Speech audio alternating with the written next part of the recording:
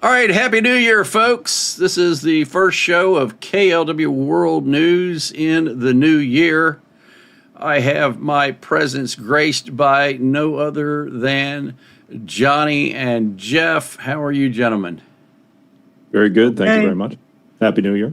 Happy New Year to you, too. Happy New Year.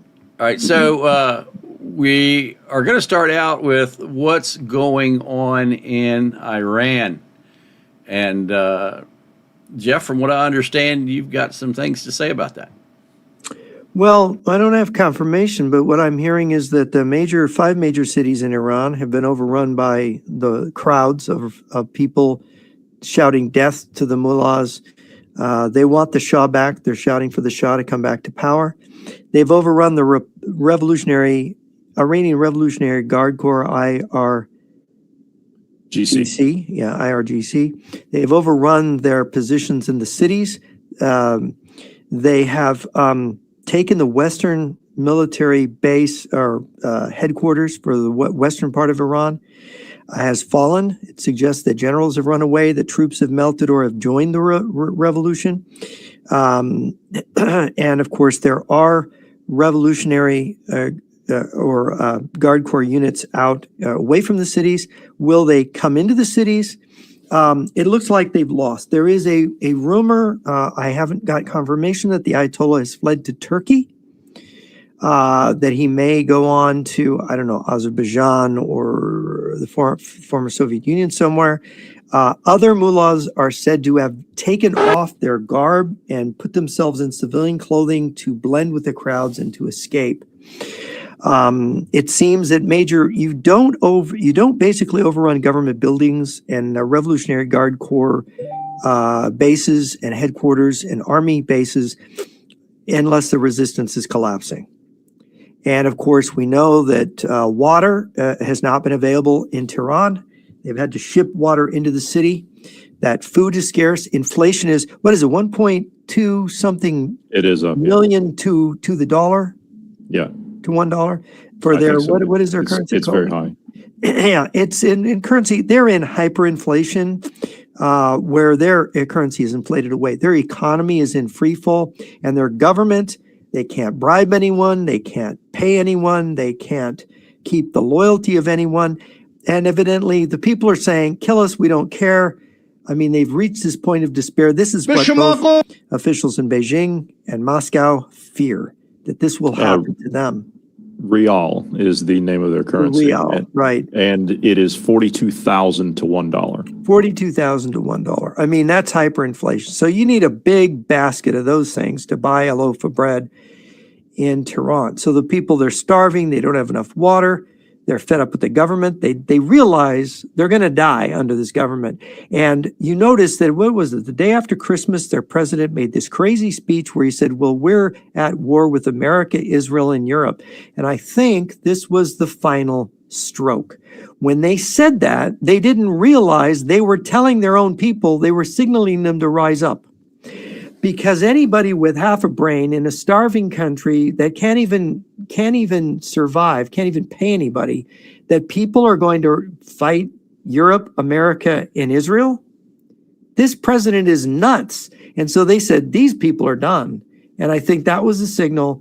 We're not fighting for Russia. We're not fighting for China. We're not fighting for those crazy Palestinians. We are going to throw over these people. And so the prince came out and said to rise up also.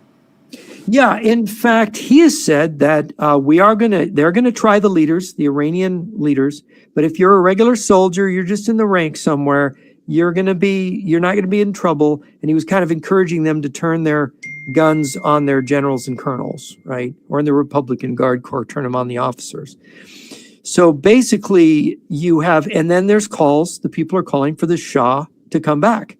And that's what looks like is going to happen. But I don't know why President Trump is hesitating on this. The French want it, the Israelis want it, and Israel has said they're going to support this revolution in Iran. Well, they have to. Israel's the one that would face a nuclear Iran if there's not a regime change there. And so I would not be surprised if there's going to be Israeli airstrikes helpful to the revolting Iranian people? Yeah, now that's interesting. So right there, so what you just said right there. So does that indicate that we could see, I guess, kind of a last ditch effort? You know, if the mullahs are going to fall, then why not press the button? Well, the question is, who will specifically follow that order? Right. And the problem is right now you've got the situation where generals and colonels are realizing they're going to be put on trial and hung. And they don't know when the crowd's going to show up or when their men are going to turn the guns on them, because this is what happened. This is what happened to the Shah's regime.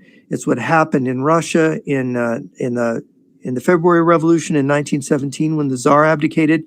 They sent troops to shoot St. Petersburg mob, and the soldiers turned and joined the mob. Then they sent more soldiers until they were sending whole field armies, and the field armies were joining the people. And so that was it. The regime was done. The Tsar abdicated. We see these things. Ukraine, it happened in Ukraine when the president, prime minister, governors, all kinds of leaders who owed their allegiance to Moscow fled in 2014 from Ukraine because the Ukrainian people stood up. And in Maidan Square, the Heavens 100, they didn't care if they were shot down by Russian snipers. They were going to stay there, and they were going to hold that square. And so the regime fell. I think Iran has reached the point. So we've got a second major revolution after the Ukrainian revolution, and it's a big one. Iran is a country of 88 million people, Lee? This is a country bigger in population than the Third Reich. They are a talented people. They are educated. This country, under the last Shah, it was a prosperous country. It was a militarily strong country. This is a country that could be our bulwark against Russia and China in the Middle East. And guess what? A major source of Chinese oil comes from Iran. So if Iran changes, China only gets sufficient oil seasonally from Russia, from the Arctic ports? This is really bad for China and for Russia. Well, we've had the number of planes going in. I mean, we're watching that. I mean, it's now. What are those planes carrying? Do you have any idea? Or are they just there to pick up and evacuate people? They're doing both. They're hauling stuff in so it's weapons and so on and so forth, and then they're also hauling missiles and drones back out. It's loaded going both ways. So you've got the Russians and the Belarusians with IL-76s and Antonov 225s going in. So the Russians are preparing to arm the remnants of the regime for a civil war then? Yes. Or the fund proxy groups that they leave behind, stay behind networks that they control. I got to say that I don't think a civil war is going to work out for them, given what's happened. I don't either. Yeah, and, I don't think I want to show you guys something here when you're done. Yeah. Oh, well, go ahead. Yeah, I'm interested. What do you have? Okay, so there's Tosi TV, which does news for Iran. And this is what's coming out from them. This is 4 minutes long. Christianity is on the rise in Iran as they are now being forced to close down 50,000, between 50,000 and now 75,000 mosques across the country. Something is definitely changing in the Middle East. There's something changing when it comes to the nature of... No, we bought it. Don't you know? Yeah, we own it now. We control it. Yeah, sure. We own everything, and they own us. Oh, Lee's sound is gone now. Now you're muted, Lee. No, he's muted. All right. Now, hold on. I have to set it up for you. You and I are going to sit down, and we're going to sort this out because I've got a way for you to fix that. Okay, so let's start this over again for you guys. Here we go. Christianity is on the rise in Iran as they are now being forced to close down 50,000, between 50,000 and now 75,000 mosques across the country. Something is definitely changing in the Middle East. There's something changing when it comes to the nature of Islamism. The Islamic Republic of Iran, or the Islamic occupiers of Iran, by keep pushing the agenda and manipulation, they failed to completely win the argument in Iran. The Iranians and the Persians and all the others have a rich history and culture before this Islamic coup that happened in 1979. And now we are seeing the result of it. Young people, younger generation are definitely moving away from Islam and Islamism, but they are either becoming Christians or maybe even like secular or atheists, whatever. But Christianity is definitely on the rise. 50,000 mosques have closed in Iran. That was the initial update we had a couple of months ago. Are Iranians seeking truth outside of Islam? But we've also heard all these updates saying how Iran has now become a hotspot for Christianity. This is absolutely fascinating. Do not forget the history of Iran and Persian Empire and all the others. When Cyrus the Great freed the Jews from Babylon, when they fought against Islamism, when they refused to convert, and of course they had to conquer. We had Muhammad and his people literally in a bloody way come to take over the land. Yet they still didn't manage to destroy the culture and heritage. They might have been taken over. The regime could be Islamic, but the people are not. We also had already the existing data that we talked to you guys about 2-3 years ago on this channel, before the rise of Christianity, that the actual official data coming from the Islamic world showed that fewer than 35% of Iranians are practicing in Islam. Less than 35%. But of course, the rest of the world see the Islamic Republic's flag thinking everybody is doing Islamism in Iran. It's not true. It's never been true. Iran, the world's fastest growing church. In the past 2 decades, Iran has had the fastest growing church in the world, even though the Bible is illegal, points out Nima Alizadeh, one of the many Iranian converts to Christianity in the last couple of decades. Iranians like Nima are taught the ways of Islam from the day they are born. There is no God but Allah, apparently. Muhammad is the messenger of Allah, and he is the last and final prophet sent by Allah. Nima was no exception to this rule, growing up in a nominal Muslim family who preached that Islam was the only religion. There was no other option. Things are changing. The tide is turning. Good news from Iran. 1 million new Christian believers. What first comes into your mind when you see the word Iran in the headlines? Well, people always assume the Islamic Republic. But it's not true. We know it's not true. Amid hijab protest, Christianity expands foothold in Iran, according to 2 other new experts as well who've been talking about this a lot. This is the beginning of change when it comes to saving humanity. While Europe and the continent of Europe is being taken over by Islamists and those with barbaric views and backwards views, there is still a beacon of hope. Israel and Israelis are fighting against Islamism. We still have some countries in Europe, Poland and Hungary, fighting against it, mostly Poland actually. But in the Middle East, it's not just Israel. Iran is also the beacon of hope. All right, now, I know something about this personally. In 1978, my mother and father were in Iran right before the fall. They went to Iran.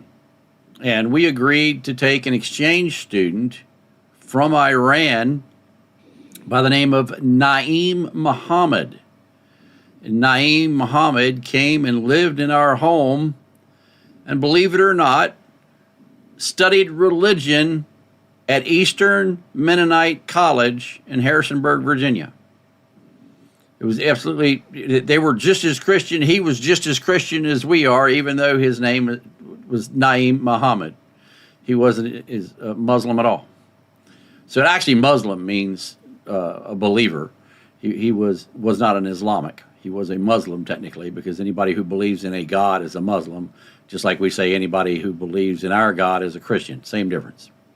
But anyway, he lived in our house, and he was there during the fall, and he was so upset about what was going on inside of his country. He said his country was being torn apart by radicals. So anyway, that was my experience directly with an Iranian who actually lived in our house. And let me tell you, of all of the things that I remember the most about Naeem was one night, 2 boys who lived across the street from us came over and knocked on my sister's window. because we had a split level house. In the back it was 2 stories, and in front it was 1 story, and her bedroom was in the front. And these 2 boys from across the street came over and knocked on my sister's window, and my sister screamed, "There's somebody outside my window." And Naeem ran around the back of the house, ran up over the embankment, came around the front and caught both those boys and was flogging them in the front yard because they had tried to look in my sister's bedroom window, and that was forbidden in his country. And he was in the process of whooping on them when my dad came outside and said, "Whoa, that's enough. They're the neighbors." Okay, because Naeem didn't know who they were. So they had that loyalty to the sanctity of our family, even though my sister wasn't related to him at all. So anyway, that's my Naeem story.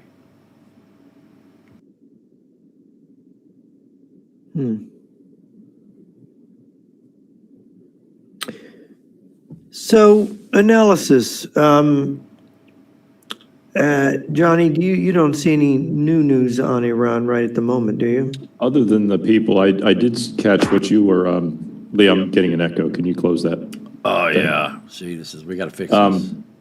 We're going to have to deal with that. But I did see the thing about the mullahs changing their clothes. I just saw footage of that. They're off to the side of the road, and they're taking their turbans and their robes off and everything. They're changing into civilian clothing. That means they're not in control anymore. And when you have a structure, what's interesting is government is a structure where people are sitting at positions, and that position gives them authority where they can say, you go and put down that mob or kill those people or arrest those people or whatever it is you have to do. If they're hiding, they're not giving orders, and the people below them have either run away or they're in hiding. So it is a collapse. And of course, we know Saddam Hussein hid out, what was it, for 2 years, year and a half, whatever it was, that he was hiding in a basement somewhere. In that basement, yeah. In foxholes. Yeah, mouse holes, route holes. He had holes in the ground. He was living. Yeah, we pulled him out of a friend of mine is actually the dark complected gentleman who was there when they pulled him out of the hole. Yeah, I am the president of the Iraqi Republic, and he said, well, I have a message from the American president or something like that. Yes, yeah, George you're under Bush arrest. sends his regards. Yeah, and you're under President arrest. of the U.S. And they hung him. They tried and hanged him, the horrible criminal that he was. But here is these mullahs. I think they're trying to exit the country. I think because they cannot remain hidden. They'll be recognized if they stay in the country. Well, the latest I've got on it is the IRGC has been firing on the civilian population, and the civilian population has been responding by making Molotov cocktails, and they are burning IRGC fighters alive. They are actually hitting the IRGC fighters with Molotov cocktails. I've got multiple videos, but I'm on YouTube right now, so I can't show that.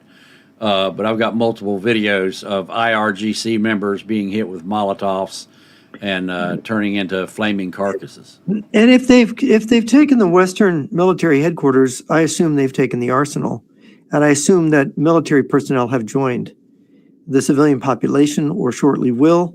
And if the Shah returns, if the prince, the heir apparent, returns to be the Shah, you're going to have you're suddenly going to have people, military defectors from Iran coming back. Reza Khalili is one that I think of. I've spoken to him. He wrote a very important book about he was a general in the IRCG who was a CIA agent. He was our #1 agent in Iran for many years. His best friend found him out. I think he basically, if I recall his story, he had to kill his best friend and get out of the country because his best friend was a fanatical Muslim. But you've got people who were in the military and the armed forces, people like that who could come back and become leaders. And once you've got the Iranian people armed and they're having their own militias and military, what's left of the Iranian Republican Guard Corps, I think, is going to be swept away. You'd have to stabilize it pretty quick because the country would risk dropping into civil war. Yeah, civil war is and that's why why France and Israel are calling on. I don't understand the delay of the President of the United States. I do not understand. He should be Well, it doesn't. out there It right doesn't. away. That's because it doesn't benefit Russia. Evidently. That's my guess on it. I do have a photo here of. I guess this is a family photo of what you're going to see in Moscow pretty soon. That's what the AI came up with. There's Hafiz Assad at the head of the table. There's the Ayatollah on the left. There's Mr. Lukashenko sitting between the Ayatollah and oh my gosh, Mr. Orban. Yeah. Mr. Orban. Yeah, I mean this is what's going to happen. Yeah, these guys. You know, the thing is what's interesting is Stalin. This is interesting. The only thing about that picture is I would have thought it would have been vodka and potatoes sitting on the table. Yeah, that's true. I'll send you this picture. But none of those people are Russian, so no, they're not Russians. You know, one thing, there's a story that that more recent historians out of Russia that Stalin was actually murdered. He didn't die of a stroke. That his last surviving bodyguards came forward in the 1990s and said that Khrushchev and Beria had removed us as his bodyguards that night he had the stroke. So what do you know? The one night that Stalin has a stroke is the night that his bodyguards are removed. Well, why did they kill him? What is the analysis? The Korean War was going on at that time. Eisenhower was going to widen the war if the Koreans and the Chinese did not come to peace, to the peace table. They did not. They had that crazy North Korean that would let flies crawl all over his face and wouldn't brush him away to gross out the American and South Korean negotiators. And then he would blow smoke rings at the, and so Stalin said, no, we're going to let the war widen. We're going to fight World War III. This is what Stalin wanted to do in 1953. And of course, he died. I think it was the first week in February 1953, Stalin died. And the knowledge now, and it's more than speculation. When you look at the testimony of his last surviving bodyguards, they murdered him. Why? Because he was going to start World War III. He was going to fight World War III with the United States and NATO. And they did not. Khrushchev and Beria thought, we're going to die. We don't want to die. We're not going to fight the war. So I think what happened with Iran is Russia was saying, look at what the Iranian president said right after Christmas. We're at war with Europe, America, and Israel. We're going to be fighting a war with them. And I think that there was a visceral reaction in Iran, like the reaction of Stalin's colleagues, that they didn't want to do this. They didn't want to commit group suicide by fighting the United States when the Soviet Union clearly was not going to win that war at that time. So I think this is what happened in Iran politically. I think the regime fell apart because they were called upon to fight a war, and the sanctions and the economic difficulties and the people being fed up, it just started to crumble. This is a map of all of the the Iranian protests that are taking place right now. This just came out. Now, what's the orange versus the red coloring? Let me see if I can tell you that. While you're doing that, I don't know. I'm sorry. I'm being told something at the moment. I'm being told that Kadyrov has died. Interesting. I had heard that he had some kind of medical problem. Yeah, I have not. He was due to meet.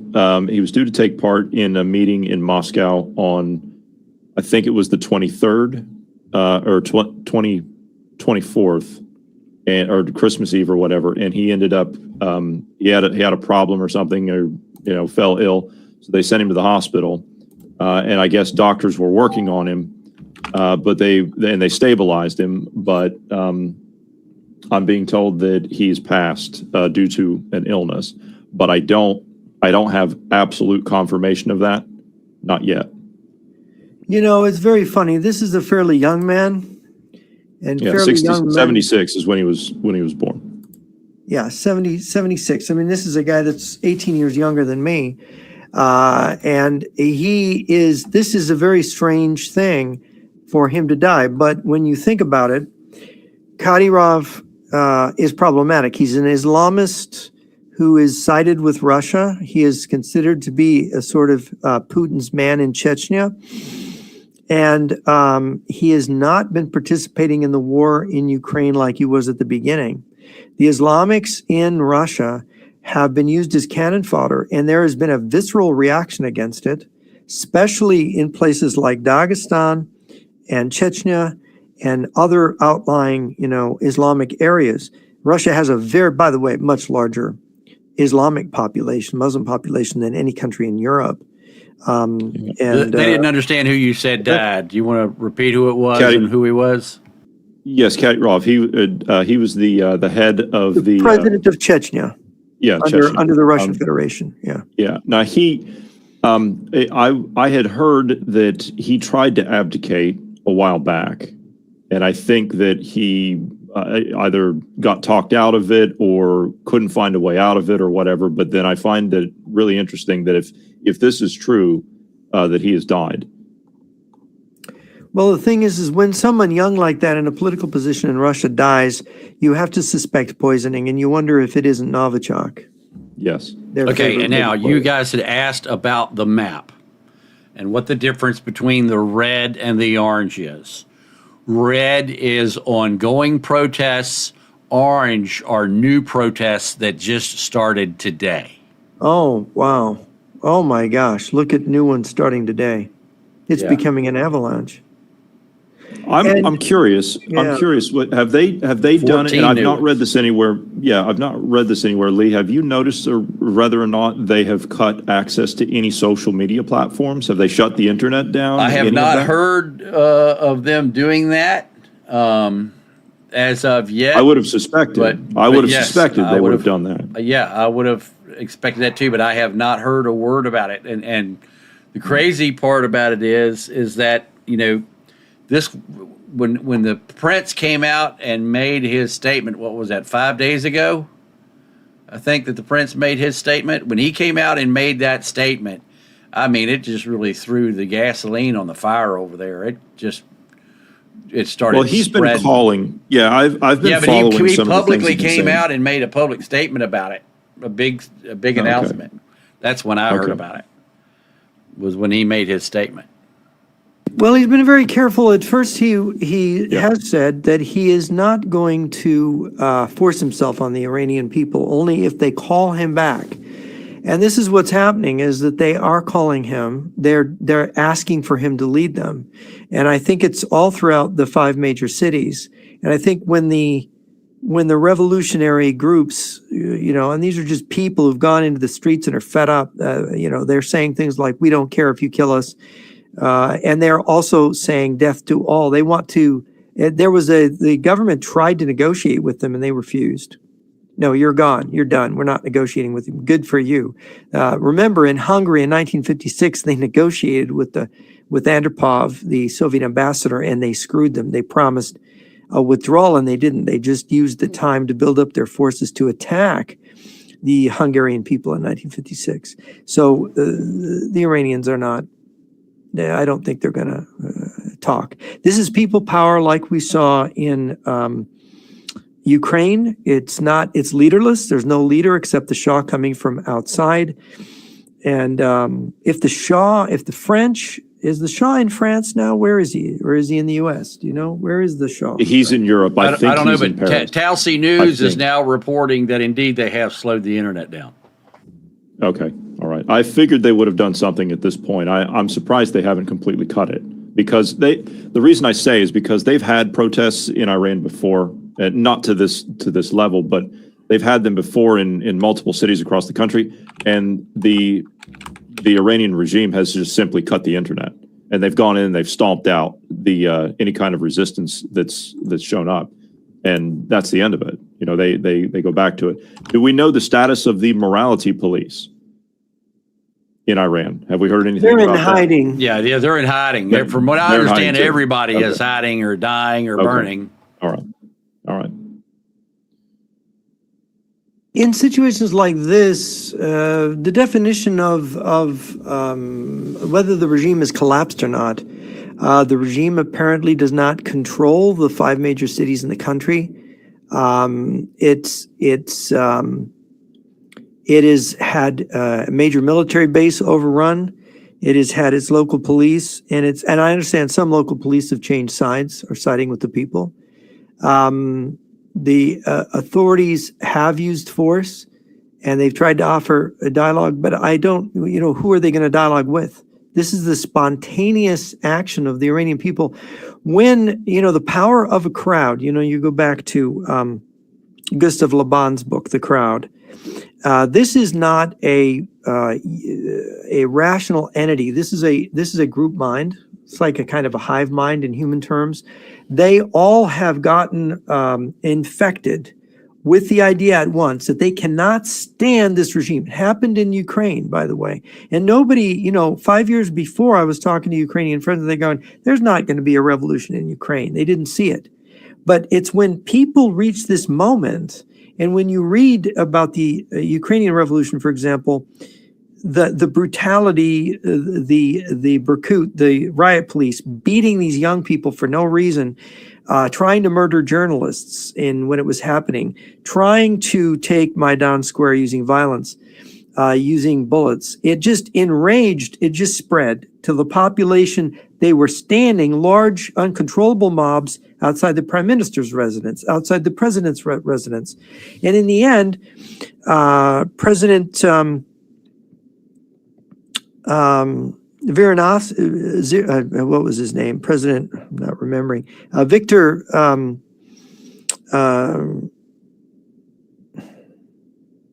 help me out here. President of Ukraine that fled.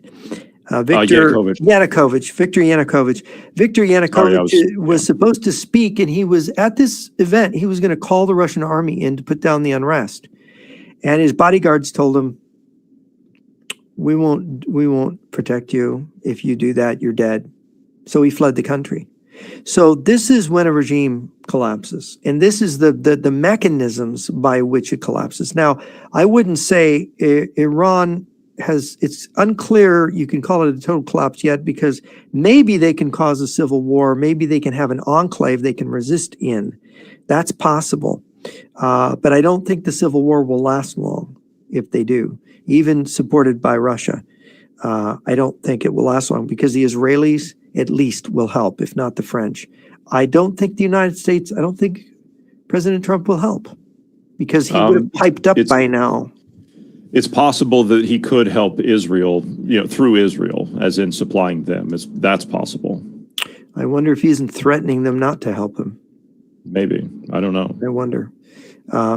Because this is like China and Russia have been mobilizing for what appears to be World War III. And Iran is an important part of that. And I wonder if they were pushing Iran into this, and Iran just pushed itself over a cliff. And that's the consequence. Yeah. And look, this kind of thing, if the Russian economy collapsed, if the Chinese economy collapsed, this is what would happen in Beijing. This is what would happen in Moscow and other major cities in Russia. So, people say this is impossible, but it happens. Well, China's got a problem, on that point. China's got a very serious problem right now. And I was telling you about this last night when we had finished up. The Chinese have been employing robotics. So they've been increasing their robotics in their factories. So they're switching to automation, and they're switching to higher level robotics because of the advancements that they've made. And AI, they're putting the algorithms into these machines.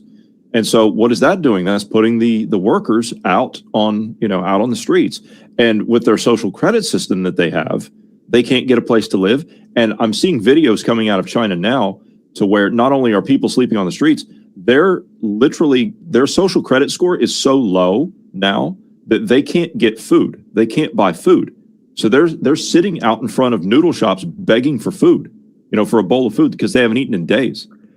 Well, it's funny, Lee, China has had a series of floods since 2020 in the summer, which has wiped out rice crops. I understand that China's ability to feed itself is somewhere between 50 and 60%, and the rest they have to import. And that this is a tremendous burden on the Chinese economy. They've also had trouble with getting exports, especially from Brazil in the Southern Hemisphere. Argentina, I think, has become not as friendly as it was. now with Milei in Argentina. So I'm not sure what their overseas, and if they go to war with us, they won't be able to import, from the United States food. So Well, the interesting part about this is that China literally has billions and billions of bushels of grain that they're holding in storage and not releasing to their population. So the leadership has huge, when I say huge, I mean huge grain bins that are hundreds of feet across and close to 100 feet tall that have shiploads of grain in them, and China won't release that to their population. They're keeping it for their leadership. Well, there's some stories that I've heard out of China, and one of the stories is that they went into one of these grain things, and the grain was all spoiled and rotten. It had gotten wet, and you can't have stored grain get wet. And of course, you have all this flooding. So how many of these grain storage areas were underwater over the last 5 years? Yeah, I'll have to look at that. Yeah, I mean, I think, and given the corruption, how much of the grain was sold on the market by corrupt CCP officials? China is one of the corruptest. People talk about the corruption in Russia, the corruption in Ukraine. Look at the corruption in the U.S. The corruption in China is, Asian countries are phenomenally corrupt, not as corrupt as African countries, but phenomenally corrupt. And the CCP. That's how you advance. That's how you advance in those societies. Communist countries become corrupt because, of course, mafias and organized crime is organized by the police. So you have a police state that controls everything economically. And so you have the perfect situation where the police can enrich themselves, or the political bosses can enrich themselves. And they do enrich themselves. So this is an opportunity for very cynical people who are the kind of authority you form when you form a totalitarian government is a cynical form of authority, whether it's Nazi Germany, Soviet Russia, or China, or modern Russian Federation. They're very cynical because the leaders lie to the people all the time. They lie even when it doesn't seem to make sense, merely to stay in practice, perhaps, because telling the truth is an absolute no-no. And so what happens is they make everything associated with authority toxic. And then this is what happens, what's happening in Iran. And before the 2020 pandemic, you had riots across Japan. It wasn't just Japan. Across China, it wasn't just Hong Kong. It was all throughout China. I've heard it from Westerners who were back in the interior of China, that China was facing an uprising problem in 2020. And the pandemic allowed them to contain it. And my guess is maybe, do they have something in their trick bag?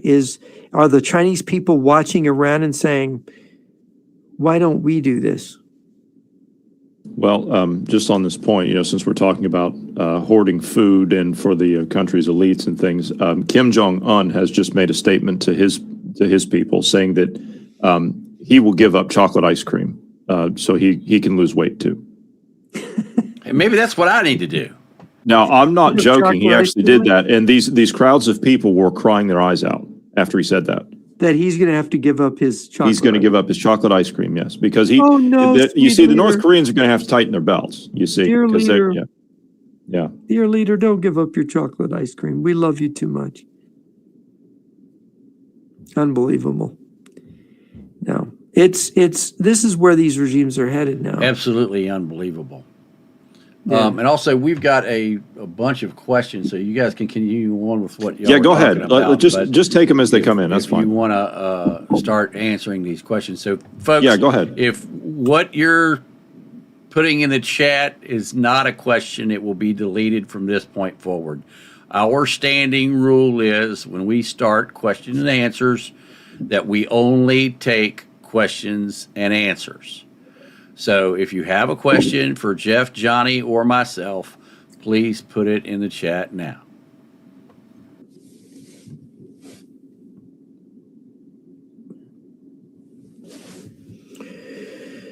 Let me see here.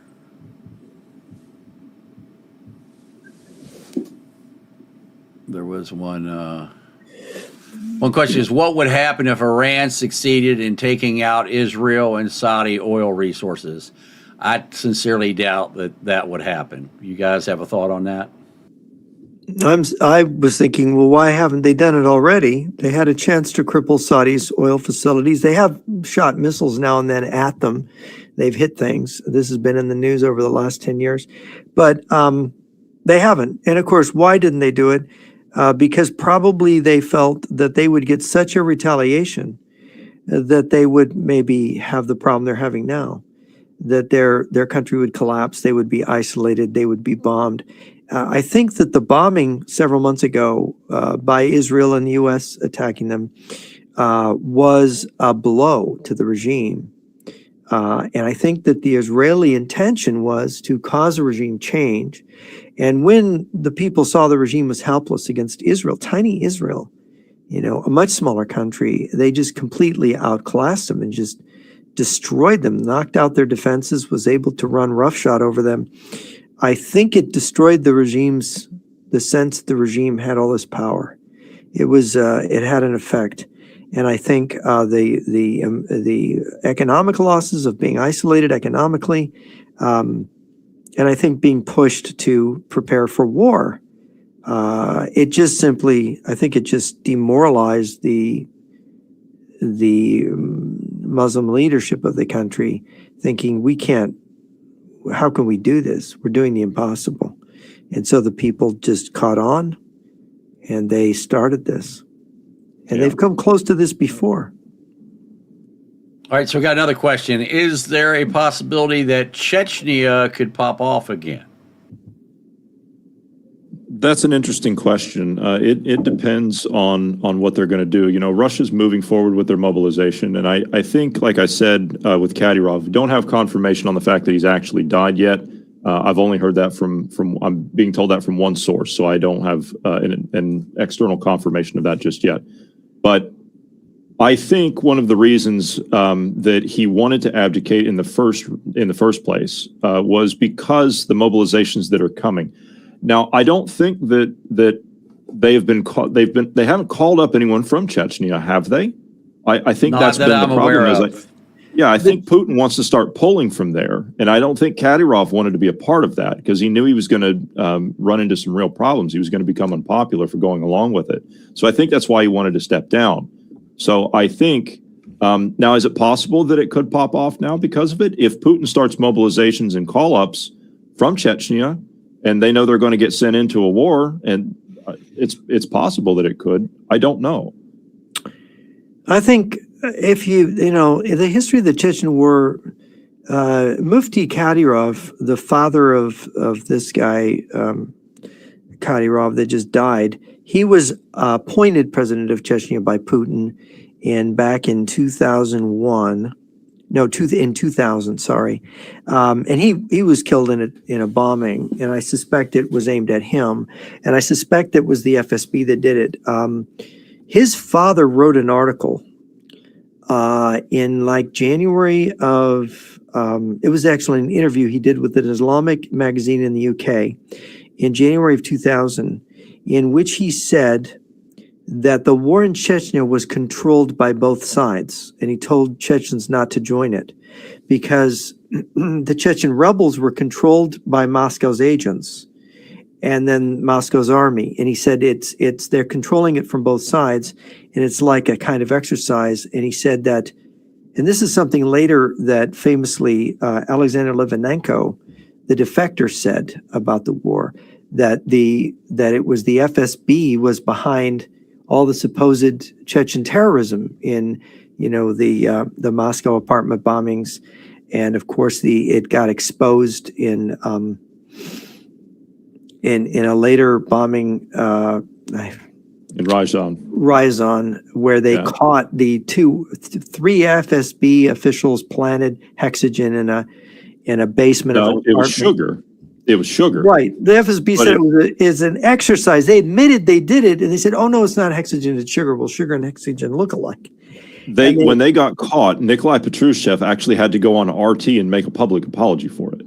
Yes, right. And they bought everybody off. They paid They everybody off. bought everybody in the apartment block off. Yes, Yep. they did. They bought them off. They raided the local newspaper offices, by the way, and took all of the things they'd written about, Yep. all the documentation. No, these were provocations. The whole Chechen war was kind of a fabrication. What's interesting is that Pavel Grachev, the Russian defense minister in the early 90s, said that Mozdok, the headquarters of the North Caucasus military district, was going to be the headquarters of an all-arms World War III exercise. And it's funny, they had 2 Chechen wars there. Was that what he was talking about? And then there's all kinds of funny things about possibly President of Chechnya actually not being killed by a missile. It's a bizarre story. There's bizarre stories. There's one Chechen commander who was dead suddenly appears at a press conference and announces that he's alive when the official story is he died in combat. So, I mean, if you study the Chechen War, and there's not a lot of good sources on it, you've got Anne Navaz, the French journalist who disguised herself as a peasant woman and went in during the Second Chechen War to talk to the president of Chechnya, Moskadev, I think was his name, and she ends up getting taken out. FSB guys, 2 FSB guys drive her out of the country. They take her out. We can't have any French observers. We can't have a French journalist here. And she has this bizarre conversation with these 2 FSB guys, and they say, well, we don't understand any of this, they were telling her. We know the Soviet Union still exists and that Putin is a communist and he's really with us, but we don't know why they just don't come out and say that it's still the Soviet Union. We don't understand what this game is all about. They basically said this to her, and she recorded it in her book. She's a pretty good journalist. So there was something phony about the Chechen War. And of course, what is the Chechen War? It is Russia's alibi for 9/11. Right? We were fighting the Muslim terrorists first. We're the first to call President George W. Bush and, commiserate with him for 9/11. And of course, a lot of the 9/11 terrorists had wanted to go to Chechnya and fight the Russians, right? So we have the same enemy and they're not run by us. While you've got this testimony from Alexander Litvinenko that Ayman al-Zawahiri, the number 2 man in al-Qaeda, who became the leader of al-Qaeda when Osama bin Laden died, was a longtime KGB agent. And this was a big thing with Litvinenko saying this. In fact, Litvinenko, after he said it, was poisoned with polonium in, I think, November 1st, 2006, and he died 3 weeks later of that horrific, lost all his hair, died of radiation poisoning, severe radiation poisoning, and said, Putin killed me. Well, why did he kill you? Because you were giving away the game. This whole use of radical Islam, which is why they use Iran. Look, what happened the year of the Iranian Revolution in 1979? There was an attempt by supposed Islamists to take the Grand Mosque in Saudi Arabia, make a revolution in Saudi Arabia. And they were all trained by East Germans, Libyans, and Cubans in Libya, right? This Islamist group. So you got an Islamist group trained by communists, East German and Cuban communists in Libya, and you're saying this isn't caused by Moscow? Moscow was trying to make Islamist revolutions in Iran and Saudi Arabia at the same time. The one in Saudi Arabia failed, the one in Iran succeeded. And that's my theory. All right, we got a couple things here. People want to know how they can get more information on Johnny and Jeff. I love how they don't ask about me. Thank you very much. Appreciate that. You're already on your show. Right. I tell you what, if you want that information, then you can follow us on X. I will send all of that to Lee right now. Yeah, put that in the chat for us, and I'll put that in the chat here. jrnyquist.blog. That's my blog. Okay, and then the other is, where are Jeff and Johnny? So Jeff is here in the United States, and Johnny is in Germany.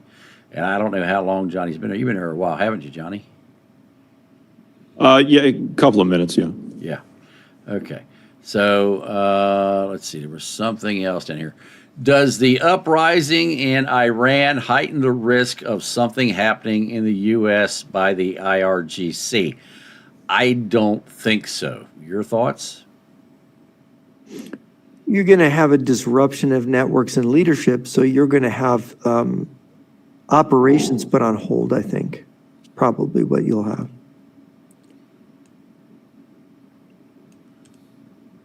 What do you think, Johnny?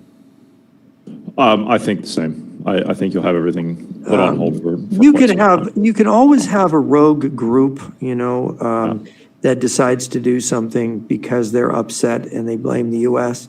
But unless there's another question here. You guys had all this information about the IRGC being in Venezuela.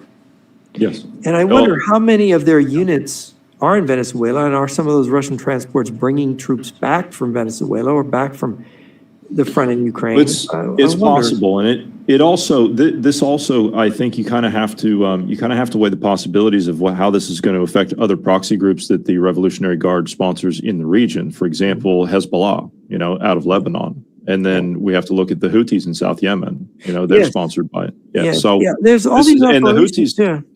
Yeah, the Houthis are being contracted mostly now by the Communist Chinese to disrupt maritime operations. Yes. So we've had serious problems with that. This is China, you know, playing an economic warfare game against us to disrupt maritime operations. And we haven't done anything. We've done next to nothing about that. We've hit a couple of targets in Yemen, but not much more than that. The Saudis have done more against dealing with the Houthis in South Yemen. Same thing with the United Arab Emirates. They've done more with dealing with the Houthis than we have. And it's our ships and the British that are taking the hit for it. Mm-hmm. Yeah. Yeah. So, I mean, I know that they've got a significant concentration in Venezuela. And you have Hezbollah operating out of Venezuela as well. Yeah. How big are they? Yes. Do they have units there? Lee, do they have units? The IRCC? Yes. in The IRGC do you know how big does, they are? as well as they've got a bunch of Hezbollah and Muslim Brotherhood folks down there as well. Do you think that the Russians would transport them home now? I don't think the Russians are going to be able to do much with anything. In fact, they said that they were going to support Venezuela, and then yet when we go in and do stuff, Russia hasn't done a thing. Also, Putin said yesterday that the Russian Navy is going to guard and escort Bella 1 back across the Atlantic, even though the U.S. is pursuing them.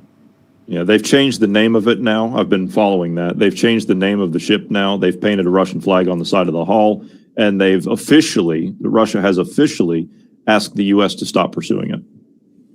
Yeah, well, we'll see if that happens. Thus far, Are we going to board that we ship? haven't. We were going to. The Coast Guard was supposed to, but they didn't. It's empty, and the captain was going full speed, and evidently it was windy or something, and they didn't want to risk trying to put people on it. So they didn't board it. I didn't know there was such a thing of a ship that you couldn't board unless you were in the North Sea in the middle of the winter, or the Bering Sea. But yeah, evidently the Coast Guard didn't want to board it, and it wasn't military going after it. That's why it didn't get boarded. Why do the Russians not want the ship boarded? I think it's got shit on it. I was getting ready to say, do you remember that report that was released by Spanish intelligence I was telling you about last week? That one of the Shadow Fleet vessels that went down in the Med, 60 nautical miles off the coast. It has reactors bound for North Korea. Yes, it had 2 nuclear reactors on it. Yes, and we reported that it had nuclear reactors on it at the time that it got hit. Now, was this the Ukrainians that sunk it with a submersible drone? No. I'm not saying any more than that, but it wasn't the Ukrainians. Okay. No, it was not. All right. Okay. I was just curious. I can guess. Interesting. Let's see.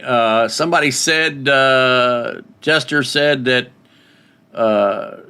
Johnny should stay out of Augsburg, Germany from December the 23rd through March the 24th. And as far as where Johnny's whereabouts are, we're going to keep that a secret. Could they say why Augsburg is important? Yeah, I was going to ask that same question.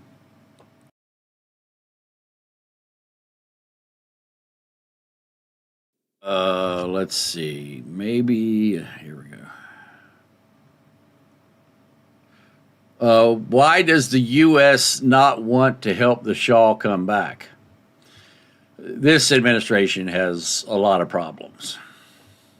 Yes, they're very sympathetic to Russia, and if Russia loses Iran, that's going to be a serious hit to them. And as Jeff pointed out earlier, this is a very serious problem for the Chinese as well. So the Chinese get a lot of oil from Iran.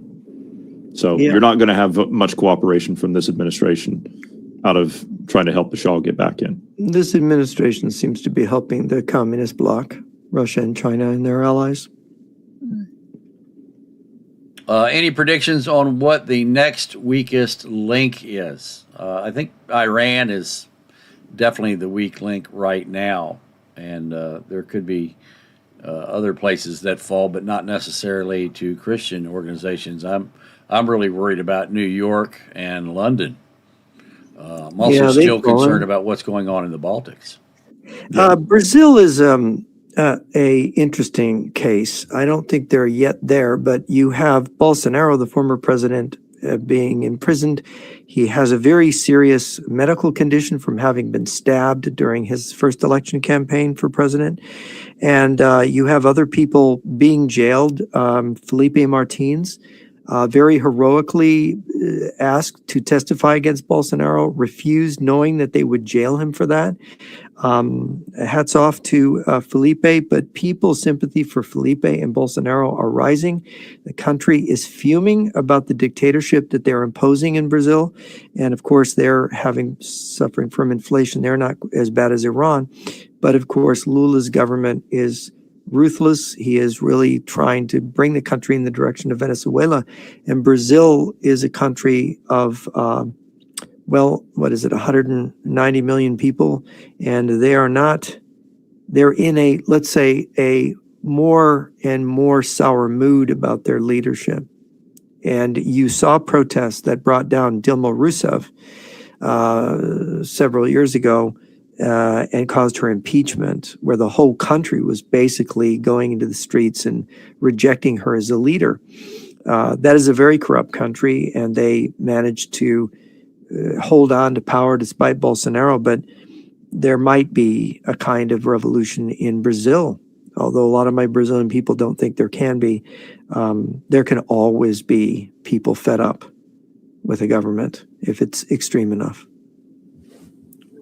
Do you think the Saudis will step in the civilian, if the civilian unrest continues, in order to facilitate regime change? If they are, I don't think it'll be a public thing. I think it'll be done covertly. I don't think that the Saudis want to have their fingerprints on it. The Saudis have a large workforce that's ethnically, as you know, Sunni and Shiite are the two groups there, have a large Shiite workforce in their country. And they have to be very careful in how that workforce might react to anything they do overtly against Iran. Thoughts about Iranian sleeper cells? If the current Iranian government falls, would they activate or just disperse? I don't think they would just disperse. These guys are radicals, and they are all for doing stuff against the United States from Iran. Your thoughts? I think that's absolutely how it will be. I think you will see those. Yeah, go ahead. Go ahead. One of the problems is that as Tehran government buildings fall, you're going to get access, if they take the intelligence headquarters, to the files, and those files will contain the names of agents. And if you are able to identify agents in the United States and the West, you could have the exposure of thousands of Iranian agents on 3 or 4 continents. And this is one of the most significant things about the revolution. And of course, this is, if you're an agent, just imagine yourself, you're an agent in the US, you're in California, you're pretending to be a normal person, but you're like a sleeper. And you know that your boss's office back in Tehran is evacuated and the mob has gotten into it. How secure do you feel that you're not going to be exposed? Well, the way they are with torching everything, I don't know how much would be left from every building I've seen so far. There's flames coming out of all the windows. Yeah, but it's possible some of those people know what's in those buildings. Yeah, and it's possible at this point you could also see defections as well. Mm-hmm. Yeah. Yeah, you're going to see that. So I think we're going to see some of those rings probably broken up, depending. It's hard to say exactly, but it's a strong possibility. If the Iranian regime collapses, what would be the ramifications for the rest of the region? All of the terrorist organizations that Iran feeds, Iran is the largest source of weapons and money funding for terrorists, specifically Muslim or Islamic terrorists in the world.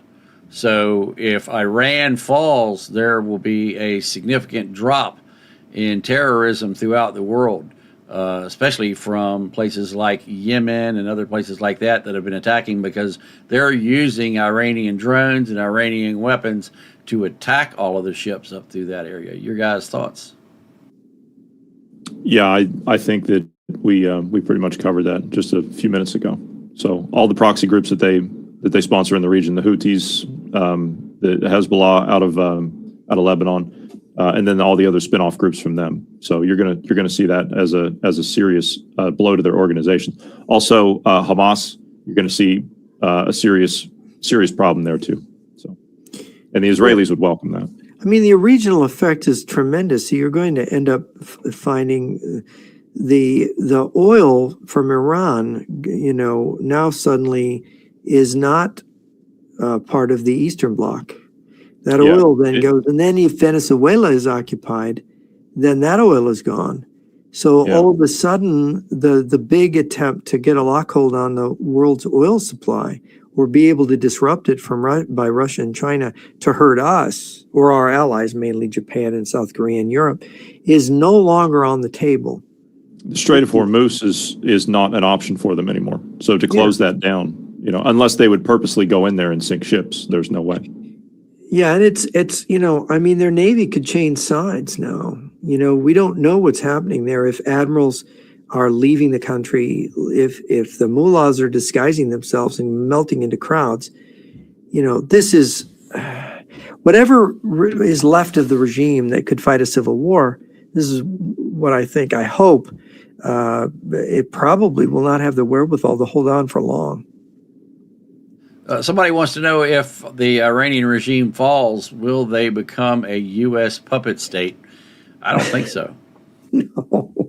No, they never were a U.S. puppet state. No. The Shah wasn't a puppet of the United States. Certainly Jimmy Carter didn't think so. He stabbed him in the back. Here's an answer to one of these questions earlier. So there's a Scottish pro-Palestine group.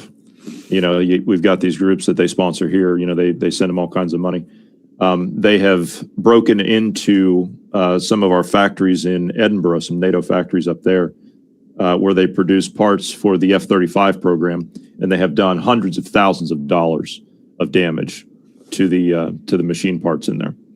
They've taken sledgehammers and axes and everything else to everything inside, smashed up all the computers, smashed up the software machines, all of it. Wow. Yeah, it's right out of the Communist Manifesto, taking a hammer to the. So,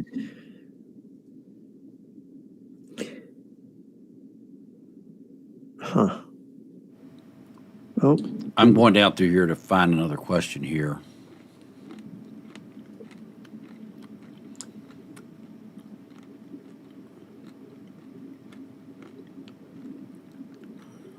where'd he go? he's there. He's just I had one here, and it was about what was going on with Finland, the Baltics. Here we go. How strong is Finland in comparison to the growing troops on the border of the Baltic states, in Belarus and in Kaliningrad? Would they be able to protect themselves and the Baltic states at the same time? I think Finland would fare far better than anybody else. I can't say so much for the Baltic states. I think Finland is hard to invade because of the terrain and they're broken up by lakes. And I think that Finland just got F-35s. Is that right, Lee? Yes, and they're buying more. And they're buying more. And of Yeah. course, this is really interesting. And of course, Sweden traditionally in the first Winter War, Swedish volunteers came and filled up brigades. A lot of Swedes fought in World War II. They fought in Finland against the Soviet Union. And of course, this will be replayed again if there's an invasion of Finland. The Baltic states, however, are very vulnerable. It's very hard. They're very hard to defend because of the geography of the way they are positioned. Well, not only that, but I mean, you've got roadways and checkpoints and railways that just go straight across the border. So I mean, there's nothing. I mean, you got land borders all the way up through there. Yeah. Well, they've got their back to the sea, and the Russians could interdict the sea lanes. And to the south, you've got Kaliningrad, and they take the Savaki Gap. They've surrounded them. They've cut them off, and then they've got air superiority over that area. Well, at least anti-aircraft missiles, so there couldn't be an airlift. So I think the Russians have a chance of strangling the Baltic states if they can't take it outright, although they should be able, their military should be able to overrun that.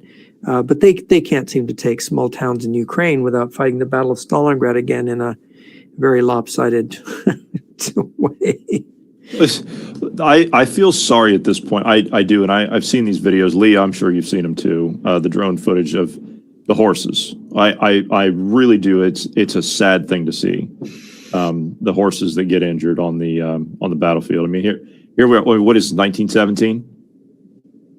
Yeah, but the one thing I admire about the Ukrainians when they're attacking the Russians on the horses is when they're flying in with their drones, they're spooking the horses so the horses rear up or throw the Russian off, and then they hit the Russians. Yes. They're trying to save the horses. Yeah, they're trying to save the horse. Yeah, I've seen that. Yeah, absolutely. Absolutely. Well, people don't realize that in World War II, more than 80% of the Wehrmacht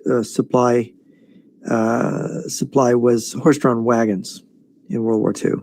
And they don't realize that at the beginning of World War II, almost all of the Russian supply was horse-drawn wagons. It's a heck of a lot of horses. And horses are still used in the Russian countryside. So they're starting to avail themselves of that old-fashioned thing, one horsepower, one horse.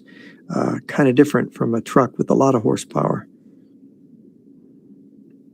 Okay, so the next question is, who is part of the 2025 woke Rainbow Coalition? Stupid people on the left. Yes. So people like the ones that just smashed up that place in Edinburgh in Scotland. Yeah. What would be the impact on energy to China if Iran falls, in your opinion, and how China may react to all of it? I think Russia will fill in the gaps if Iran can't produce enough oil. I think China will be more than happy to buy oil from Russia.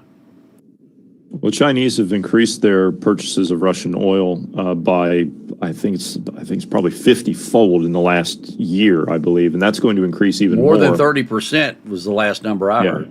They've got a new pipeline coming online. Yeah, they've been building pipelines and bridges and stuff, but there is a limitation to the Trans-Siberian Railroad as a passage for oil, and they have the limitation that when the Arctic sea freezes over, they are not able to use the northern ports in the Arctic to move the oil. So I think they can move oil in the summer very easily, but I think in the winter China might start to have a problem with oil if Iranian oil is not available. And Venezuelan oil, by the way, if we take that. BRR says, my prediction is the U.S. will look to bring South Korea back into its orbit. What will the U.S. do to achieve that? I think that's going to be a lot easier said than done. So, Lee, you think that South Korea is no longer an ally of the United States? With their new leadership, yeah. But has that leadership really been able to effect a true break? They're in a process of implementing that, in my opinion. Yeah, well, then they would go down the drain for sure. I have had people in South Korea tell me that the communist regime in the north had paid for a lot of the current government's, a lot of their politicians. They paid for their university educations. So they sponsored them in the South, and they used them as sleeper agents. And now they just, and they understand, they just waited, and that's what we've talked about with the Russians. They've just waited. That's all they had to do. Yeah, back in the 80s, late 80s, when I was in graduate school, my biggest shock was to find that South Korean graduate students in political science were communists, and that they were sponsored to come here, and that the communist ideology had such a hold on young people in South Korea, because you would think that all their high standard of living, their freedom, everything else they had came from the U.S. defending them against an invasion in 1950, and that we fought for 3 years in that war, almost 3 years in that war, and that they would think that the North was right, that Russia is right. I had some really baffling conversations with those young people back when I was in graduate school. So, yeah. Okay, so if there were to be a near future conflict, who do you think will make the move against who? Speculation is invited. Well, we try not to speculate very much here. That's not our profession. We have a crystal ball. It's also known as a snow globe.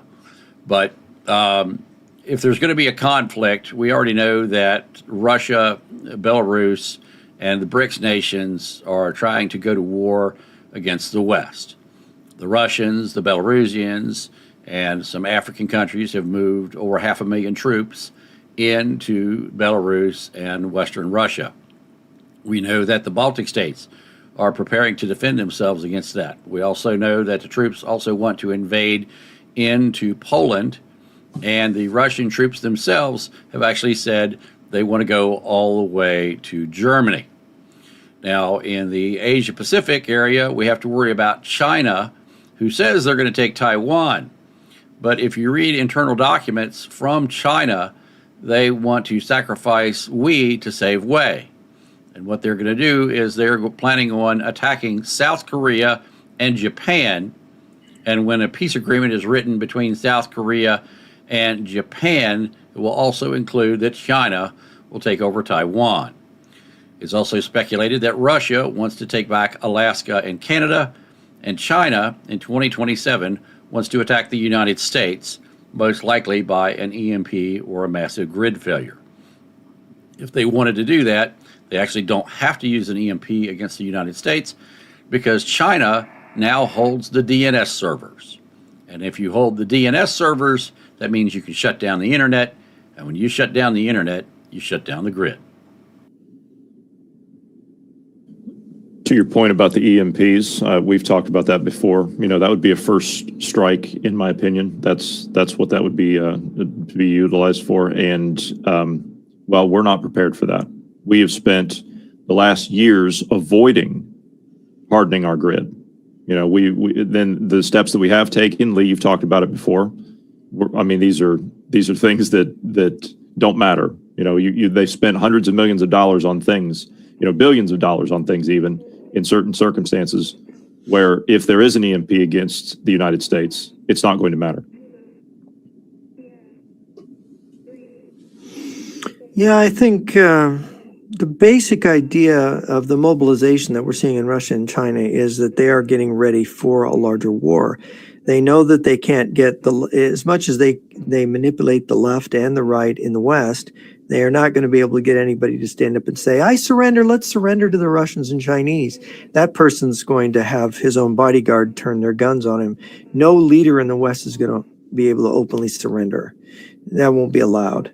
So they have to actually do something to force the surrender of the West, because that's been their plan all along. If you talk to the defectors, if you read the defector literature about how World War III starts, we've got the writings of Viktor Suvorov, we've got the statements of, these are GRU, Russian General Staff, military intelligence people, Colonel Stanislav Lunev. We've got Golitsyn, who wrote about the surprise nuclear strike along Pearl Harbor lines in his his memoranda to the CIA. The idea is that there will be a surprise attack and an invasion of North America, and they would rather have Europe neutral. They'd rather have Japan and South Korea neutral or surrendered. They really would want to aim at America, because if America collapsed, the other countries couldn't defend themselves. At least that's the theory. And they would be very vulnerable because they don't have a nuclear umbrella. We're the center of the Western defense. If you knock us out, then the other countries don't have a nuclear umbrella. France has nuclear weapons, but it's not enough. Britain has a small nuclear arsenal, not enough. Israel, not enough. Russia and China are thinking about global thermonuclear supremacy, which means it doesn't mean they won't take a few nuclear hits. It means they're so strong they'd annihilate anyone who tried. So who wants to commit suicide? We ended World War II with 2 nuclear attacks. World War II was a nuclear war. It was the first one. The Russians and Chinese have learned from that. If they are able to neutralize America's nuclear deterrent by whatever means, EMP attack, political disruption, leadership betrayal within our leadership, if they've got a plan to do that, then they have a plan to win. And it sounds crazy. And the exact sequence is unknown to us, but that's kind of the line along which they're thinking. And so it's yeah. One thing to note on that, just on your point there, to neutralize our nuclear deterrent, and that's what it is for us, by the way, for those that don't know, for us here in the West, for our NATO doctrines, it is a deterrent. The umbrella, the triad, is designed for us to have a second strike response to the first strike. Everything in the East with Russia and China and North Korea, the nuclear powers there, it's designed for their doctrines to be a first strike, a surprise attack against us. And then we're to respond to that. That brings everybody to the negotiating table, and there's a conflict termination. We go back to a stalemate. That's my understanding of it from reading this stuff. But to them trying to neutralize our nuclear deterrent, one thing to note, the second largest demographic that we apprehended on the United States southern border under President Joe Biden were Chinese nationals. It was over 200,000 of them that came into the United States that we know of, according to CBP numbers. Those people, as far as I know, have not been pursued. They've not been rounded up, which means they are still in the United States. These are military-age men that could be possibly PLA operatives. You're going to tell me every last one of them coming in is just looking for a better life for themselves? I don't think so. Then you have the Chinese farming industries that are in the United States, and you've had intelligence, Jeff, to suggest that they were sneaking in these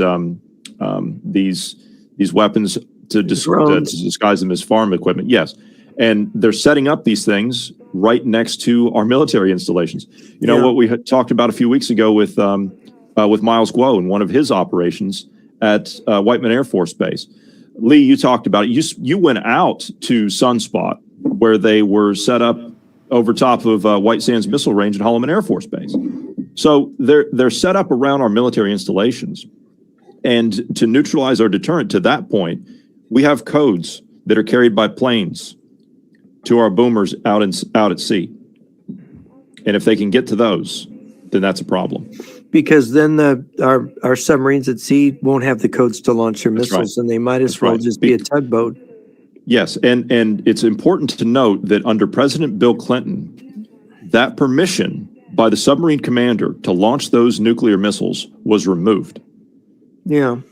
It used to be that the first officer and the captain each had a key, and they could activate the nuclear weapons. They took that away under Clinton, and so they have to send them the PAL code, to permissive action link code, to launch the missile.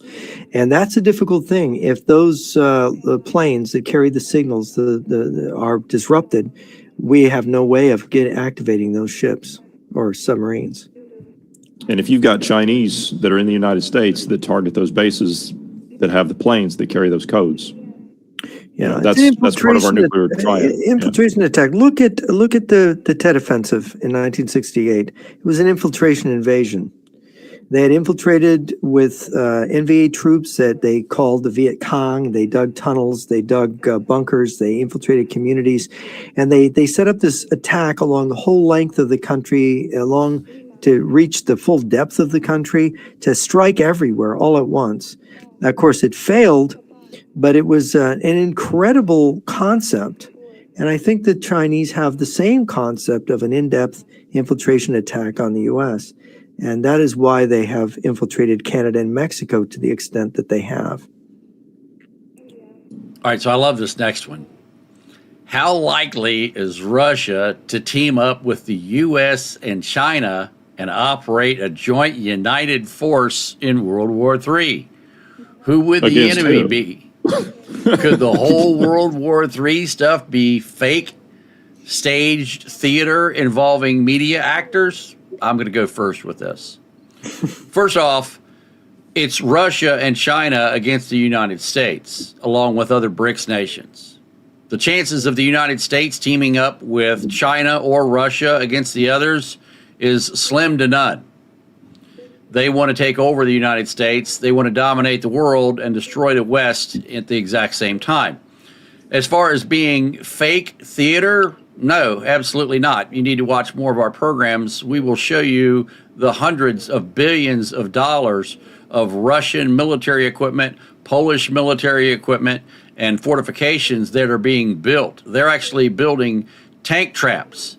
They're building dragon's teeth, minefields, walls, trenches for hundreds and hundreds and hundreds of miles to stop the advance of Russian troops right now. Billions of dollars are being spent on weapon systems to try to stop this advance of the Russians. And the Russians have said that they're going all the way to Germany. So it's not a case of the media is saying it. The Russians themselves are saying it. Russian troops are saying it. The Z on Russian tanks and the Z on Russian military uniforms stands for Zapad. Zapad means west. Why? Because the Russians want to attack the West, which is Europe, the Baltics, and the United States. According to documents leaked out of China, Russia has already agreed with China that Russia will take Alaska and Canada, and China will own the United States. From other documents that have been leaked, the United States has already been sliced up and deeded up, and the people in China already know who's going to get what part. What say you fine gentlemen? Russia is going all the way to Lisbon. They're not stopping in Germany. And when they get to Lisbon, they're going across the channel. And they're going to the UK. And when they get done there, they're going across there to Ireland. And when they get across Ireland, they're going across the Atlantic, where they're going to join the Chinese in the United States. Yeah, the whole idea is to collapse the West and create their own world order without the United States in the way, and to divvy up all the spoils. These regimes in Russia and China are based on plunder. They're based on, it's a kind of parasitic regime. They're parasitic on their own people. And their nature, their whole drive is to conquer and to parasite and to steal.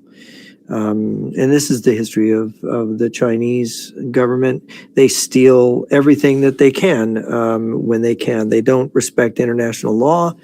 They play with their currency. They use trade as a weapon, and they've been building their own arsenal to attack us. Why have all these nuclear weapons? The United States hasn't. We won't have new nuclear weapons till 2029. I'm told. Isn't that right, Lee? We're not going to have them till then. That's correct. I'm sorry, I was reading questions. I didn't hear what you said. What was that? We're not going to have nuclear weapons our own. We're not going to be building new nuclear weapons coming out till 2029, right? Correct. Is it? Yeah, that's my understanding. And I looked to the testimony of the heads of the Strategic Command over the last 5 years, congressional testimony. 2029, the Russians and Chinese have been massively building nuclear weapons since then. We're playing catch up. We're not the bad guys. They're trying to catch us with our pants down, and they really have. So why did they build all those weapons? Not for balance of power, but to actually use them, I believe. Oh, we can't hear you, Johnny. You're muted, buddy. Sorry. we're losing 4 boomers. We've got a gap coming up of 3 years. Columbia classes, we're losing 4 Ohio-class submarines. They're going to be retired. And we don't have replacements until Columbia comes online in 2029 with those new nukes. And, that means that 2 or 3 boomers are going to be at sea at any given time. That's not very many. And if they can be sunk or tracked in some way that we don't understand, there's this issue of whether or not, submarines leave wakes on the surface of the water when they're moving deep under the water. And you could use nuclear missiles as depth charges. And there's some evidence that the Chinese missile strike system in the Pacific is made for this, to basically locate the submarines. And if you drop a 1 megaton bomb, I think it's everything within 16 or 17 nautical miles of that explosion, anything underwater, its hull will be crushed by the shock wave. So that's a heck of a depth charge. But that's and Peter Pry wrote about this in 1990, about this possibility of destroying boomers. So, and the Chinese, you look at the Chinese and Russians, they're doing every one of these things. So it's not a fake war. No, we've been living on the edge of an abyss for a long time with these people. All right, so the next question, and I'm going to ask Jack about the next question here. Hey, Jack. Yes, sir. So we have had discussions about the Russian buildup in the Baltics. You have detailed maps of Russian locations along Belarusian border with Poland, all of the pieces of military equipment that the Russians have moved into Kaliningrad, and the buildup of aircraft. You have a detailed list of every aircraft and every missile site and battery and battalion that we have been able to document over the past 10 years. The Russians have now moved additional Oresnik missiles into Belarus right next to NATO. Do you think that's just posturing, or, as you were talking about before, you think it's more? I'd say it's more than just posturing. Based on everything we've tracked over the years, and looking at that detailed map of placements you've got, this lines up with a pattern of them building real options. They're not just showing off, they're putting pieces in place that could let them move fast if they choose to. So yeah, this looks like more than just a bluff. Jack, if he's hearing Jack, we're not hearing Jack. Yeah. All right, hold on, Jack. Yeah, sorry guys, let me do this again. I thought you would be able to hear him through my microphone, but that's not happening here. So let me do that. Oops.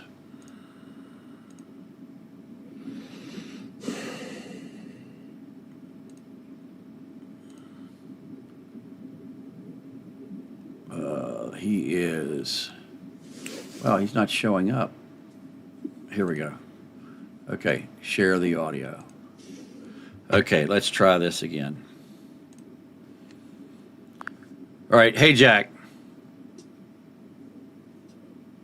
Yes, sir.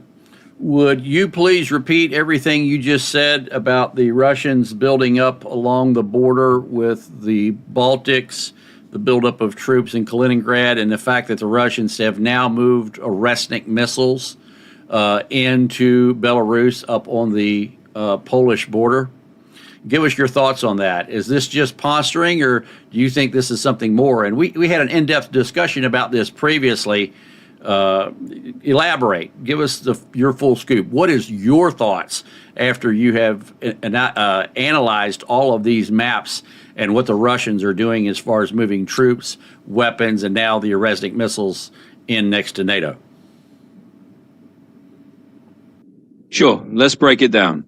What the maps show, from the detailed maps we've analyzed, the same ones we discussed earlier, we've seen consistent evidence that Russia's not just making symbolic moves. They've layered in anti-access and area denial systems in Kaliningrad, built up troop presence in Belarus, and now placed Oresnik missiles right near the NATO border. My take is that this isn't just for show. These deployments give Russia the ability to act quickly if they choose to. We've talked before about how this positions them to do more than just rattle sabers. It gives them real options. In short, this looks like a tangible escalation of capability. It's not just a bluff, it's building a credible military posture that could be used for leverage or a rapid move if they decide to escalate. Okay, thank you, Jack. Your gentlemen's thoughts on that? Well, I'll just say this. There's a poll in Russia that says that more than half the Russians responding to the poll believe that that the war should be ended by nuclear strikes on Ukraine and Europe. And believe it or not, this is what the Russian people, and I think given the level of propaganda and exposure of their media, I think it's probable that you could have a majority thinking that. If you want the war to end, using nuclear weapons when Russia has an advantage in nuclear weapons is the way to go if their conventional armies won't do the trick. And this is a thought. Given the buildups that we've seen and the map analysis that we've done, I mean, we're not exactly artificial intelligence analyzing all of that stuff and taking all that data and processing it. We're just looking at it from our own learned experience. But given what we've seen, the amount of increases that they've had, and now, of course, you've got the Naval Infantry Brigade that's been upgraded to a division in Kaliningrad. I mean, this corresponds with all the personnel that we were seeing that we suspected that they were flying in from the Far East over the last 3 to 4 months. So I think if you look at all the training areas that they've got all the way down from Estonia, all the way down in through Belarus, south of Brest, the buildups south of Brest, and then all of the buildups that they've got along the southern border of Kaliningrad with Poland, the Polish are taking it very seriously. So I don't think, given what we've seen with the buildups with it, you know, that we can see inside Kaliningrad, the oil depots that have been expanded, the command and control centers that have been upgraded, the nuclear storage facilities that have been upgraded. I don't think it's just for show. They mean to actually do this. All right. Has the Ukrainians conning the Russians out of $500,000 by staging an assassination of the leader of the Russians serving in Ukraine? I don't have any information on that story. I heard that he was killed, but I don't know if it was a con or not. I don't have any information on that. You guys? I don't know. No, I don't have anything about that. As far as this assassination stuff, Lee, you'd have looked at the footage, quote footage, of the assassination attempt on Putin's. I would assume that you've seen it then, yeah. You mean the Russian drones that were painted black? Yes. That the Russians claimed that the Ukrainians fired at them, but Yes. yet in the photographs, the Russian drones that were painted black that the Russians claimed that the Ukrainians fired at them, they actually have parts made in Russia inside of those drones. So that means that the Ukrainians were able to sneak inside of Russia and steal Russian drones. To help them get them out of the country, they painted them black. Then once they got them into Ukrainian territory, they secretly fired this mass of drones at Putin's palace.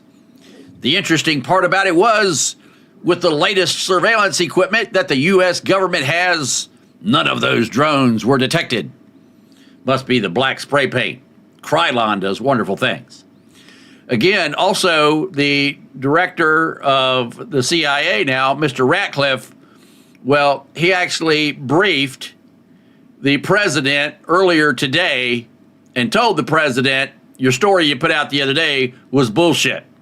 Ukraine did not attack Putin's palace. But it's a good piece of Russian propaganda to say that. It is a very good piece of Russian propaganda, yeah. Yeah, and Trump followed that bullshit, swallowed it hook, line, and sinker. I mean, he swallowed it so far it's coming out of his ass. Of course he did. If Iran collapses, does that mean the Middle East will finally have peace? I doubt it. It will be an improvement, though. I think, yeah. you know, because Iran has been the major troublemaker. And, you know, there's some problems that might develop between Egypt and Israel now, and we'll see how that goes. But, you know, the real problem, Lee, we were going to talk about grand solar minimum. The real problem the Middle East is going to have is food in the coming years. Yeah, absolutely. Yeah. The next question is from 33-year-old. Assuming Russia and America coordinated and participated in promoting 9/11. I'm not even going to go there, dude. I was at the Pentagon on 9/11. Russia didn't have a fucking thing to do with 9/11, and the United States was not behind it. It was Islamic terrorists attacking the United States on 9/11. If you don't believe that or you don't know that, you need to go watch the 8-hour documentary I did on it. I was at the Pentagon on 9/11. I pulled people parts and airplane parts out of the side of the fucking Pentagon, and I had friends that died on 9/11 in New York. So it is not a conspiracy theory. You just have no fucking idea what you're talking about. You guys got anything you want to add to that? Alexander Litvinenko said that Russia had agents in Al-Qaeda. And if you go back to the Duma hearings of June and July of 2001, there was a economic advisor to Putin. I'm not remembering her name. She testified at the Duma and said America was about to be attacked by shadow forces that would cause the dollar to collapse, and you could wallpaper bathroom stalls with dollars, is what she said at the time. And there was actually a Pravda article then, I think it came out in August of 2001, where she elaborated on America is about to be attacked by shadow forces. And so you had this, of course, coming out of Russia. So Russia claims they warned President George W. Bush. Well, they certainly, they told the Russian people to not save money in dollars anymore, but to buy gold. And they made gold coin, the Chevronets coin, or whatever, however you pronounce it, legal tender to try to encourage Russians to put their money in that rather than in dollars. And that was on the lead up to 9/11. So if the Russians had no real hand in it, they had agents in Al-Qaeda and knew it was going to happen. Okay, next question. I would agree with that statement. I would also like to point this out, that this was a gift that was given to the United States by Vladimir Putin after 9/11. Jeff, you recall this? Yeah. Yeah. That's on an island off of New York. Yeah. So I'm just going to leave that right there. Okay, so the next question is, were the reactors used and contaminated or new and non-fueled? I'm assuming that you're asking about the nuclear reactors that were on the ship that was sunk. My understanding is not only were they new, they were fueled and ready to go. All they had to be done was loaded into the North Korean nuclear submarines. Are they leaking radiation then at the bottom of the med? Yeah, that's the concern I have and have ever since that the boat was sank. And it was sank. Yeah. It was a derelict ship, Lee. It was substandard. I mean, it had a lot of problems. Yeah, of course it went down. And was the crew Russian? Yes.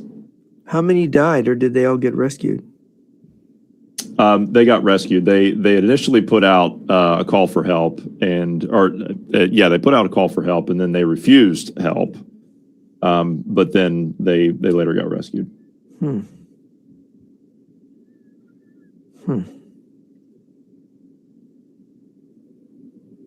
Did we lose Lee? Right. No, I'm reading through. There's other comments in here.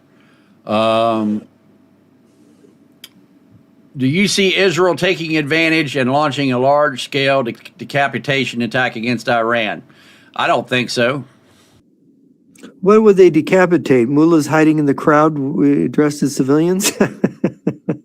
Who would they decapitate? There's nothing left. I think the Israelis would use their Air Force possibly to attack IRCG troops that are trying to suppress the Iranian people. They might do that. I would hope so.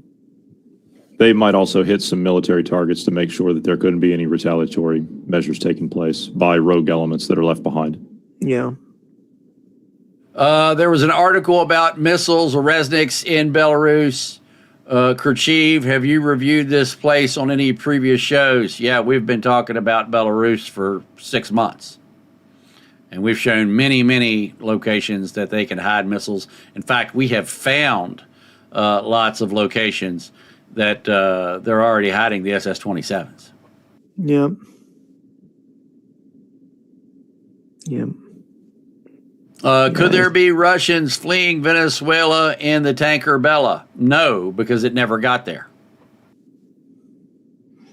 I don't believe any of these stories yet about Russians fleeing Venezuela. I think they want to hold the place. The question is, would they kick the U.S. out of the DMZ then? Yes, if North Korea attacks South Korea and the South Koreans roll over and play dead and let the North Koreans take them, you're damn right the U.S. would be kicked out of the DMZ. That war isn't over anyway. It's just a ceasefire.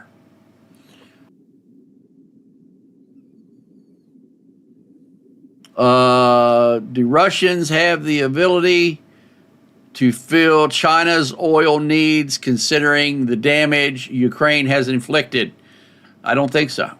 And Ukraine is not done inflicting damage. Hell, Russia can't even make oil for themselves. You guys have a thought Russia on that?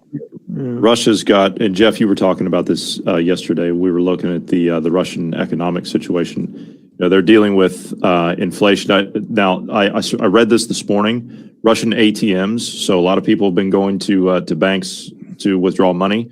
They can no longer withdraw high amounts of money. I don't know what a high amount is. They didn't list what the high amount was. Over $200. Is it $200? Okay. So that's been stopped, and as well as the Russians are having problems with getting their own supply of gas at the moment. So they've got a lot of domestic problems when it comes to fuel. Yeah, there's buses in places like Rostov that aren't running, and people are having trouble getting to work in some of their cities. Yeah. And the other problem is, people don't realize you got a one-track railroad running across Siberia that can carry so many trains carrying oil. There's only so much oil you can carry to China that way. It has to come by sea, it has to come by ships, and it has to come from the Arctic ports and in the north. And that's a supplement. And that is not going to be, those ports aren't going to be open in the winter. And that means that China cannot get that oil in the volume that it needs. And we're talking volume. And so China needs Middle Eastern oil. I don't think they can do without it. Will Iran destroy the existing oil infrastructure rather than letting it fall to the new regime? I doubt it.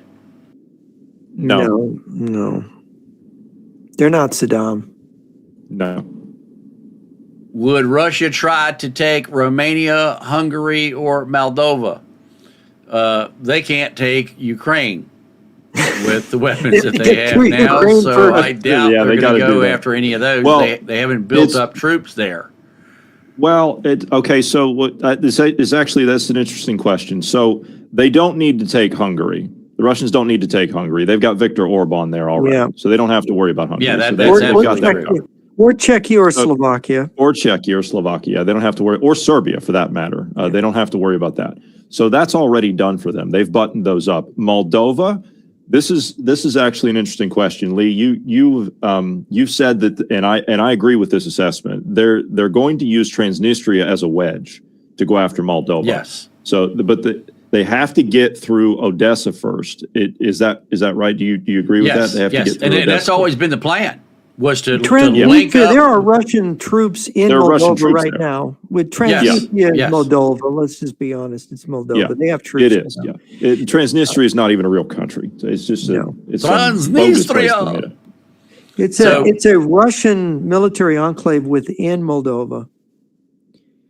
But that has rotten weapons that have been sold off on the black market that the Russians don't even know about.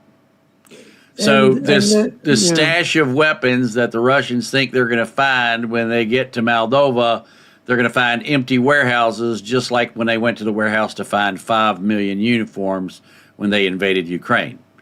All those weapons have been sold off. The ones that are halfway decent now are in the homes of people who live in Transnistria. Everything else has been sold off.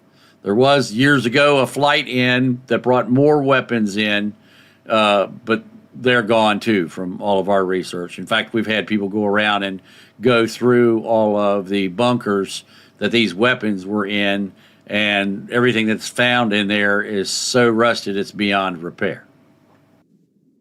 Not to mention the fact that the people in Moscow are taking upwards of a 30% pay cut because of what's going on with the war. They're not cutting benefits and pay in Transnistria. And the other thing is that the fact that Odessa held out, that the Russian army never made it there, they basically were stopped at Nikolaev. It meant that Odessa is a strong point with surface-to-air missiles and the Neptune anti-ship missiles, which sank the Moskva, the flagship of the Russian Black Sea Fleet. So the Russians can't resupply Transnistria by sea or air safely without risking ships or aircraft, and so they're kind of blocked off from that region. So they have to collapse Ukraine before they can get there. They have to take Odessa specifically, and that just doesn't look to be in the cards. And then they knocked that dam down on the river, and what it did to the environment downriver, which is your crossing points on the Dnipro, they turned it into a gigantic swamp because that water unleashed and turned everything to muck for hundreds and hundreds of square miles downriver. And I don't know if an army can pass that anymore. I don't know what the state of that is. Oh, they want to be able to go across it in their AT-30s when it freezes. That's their plan. Or at least that's what they thought was going to happen.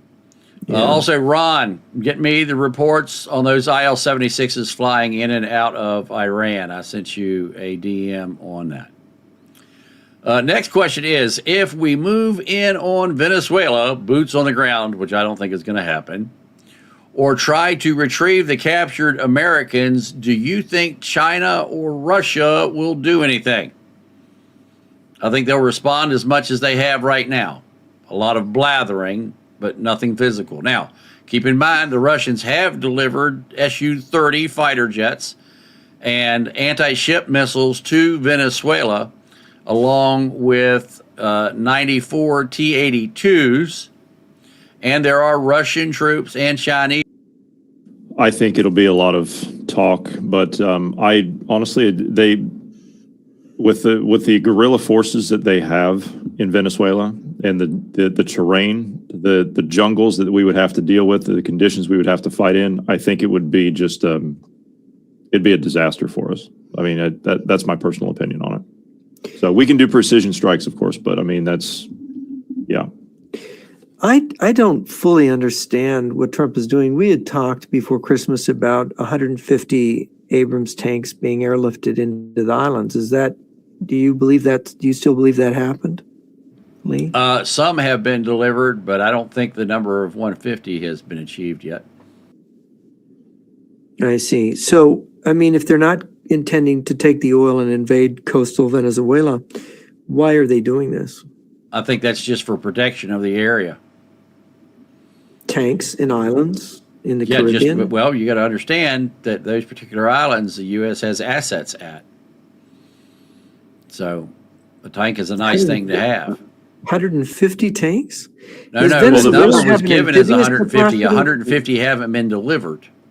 So what I'm saying is, how does a tank defend an island when Venezuela doesn't have an amphibious capability that I've ever heard of? They do. The reason they do is because the Russians have given it to them. So we've seen the amphibious vehicles, but then again, that also comes down to the integrity of the Russian amphibious vehicle, which, as we've seen before, is not exactly the most reliable thing in the world. I mean, in order to make an amphibious invasion across a body of water that size, you have to have air supremacy over that body of water. It's only 7 miles. 7 miles to Trinidad? Yeah, 7 miles to Trinidad. Yeah, that's all the farther it is. And look, the Venezuelans from are where? already going from Venezuela and capturing and killing people on the islands and chopping them up and having them for dinner. That's how hungry the Venezuelans are. So it's not like the Venezuelans aren't already going to their land.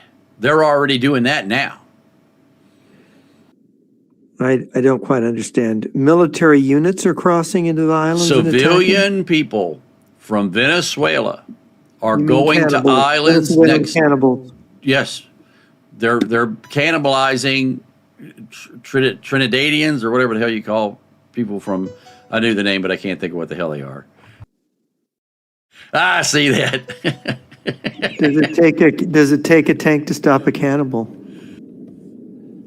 No, if they come with something bigger. How hungry are they? Yeah, they're pretty hungry. But and I know what the people from Trinidad are called, but I can't remember what it is right now. I mean, we were just talking about it yesterday. is not much wider, and the Nazis couldn't invade England over it. They chickened out. So Right. I don't, But I the don't know. Nazis, I the mean, front line of that was at the end of the front line. Look how far that is from Mother Germany. Okay, this is right there. That's their home country. They're only going 7 more miles. You know. yeah, but their home country So- is as big as Germany and France put together. I Their understand their that, military but- centers are not next to Trinidad. What is in Colombia opposite Trinidad? What is the terrain? Is it? have It's we it's looked at pretty that? mountainous, but there is a base over there. It's not a very big What- base, but there is what a kind base of over base? there. There's a, there, So where are you asking? What are you, which area are you asking about? In Colombia near Trinidad, what is the? Well, Colombia is on the opposite side. Yeah, So you mean in Trinidad is to Venezuela. the east, Colombia is to the west. So where are you I asking mean, about? I'm sorry, Venezuela. Sorry, Venezuela. Okay, Venezuela to tired. where?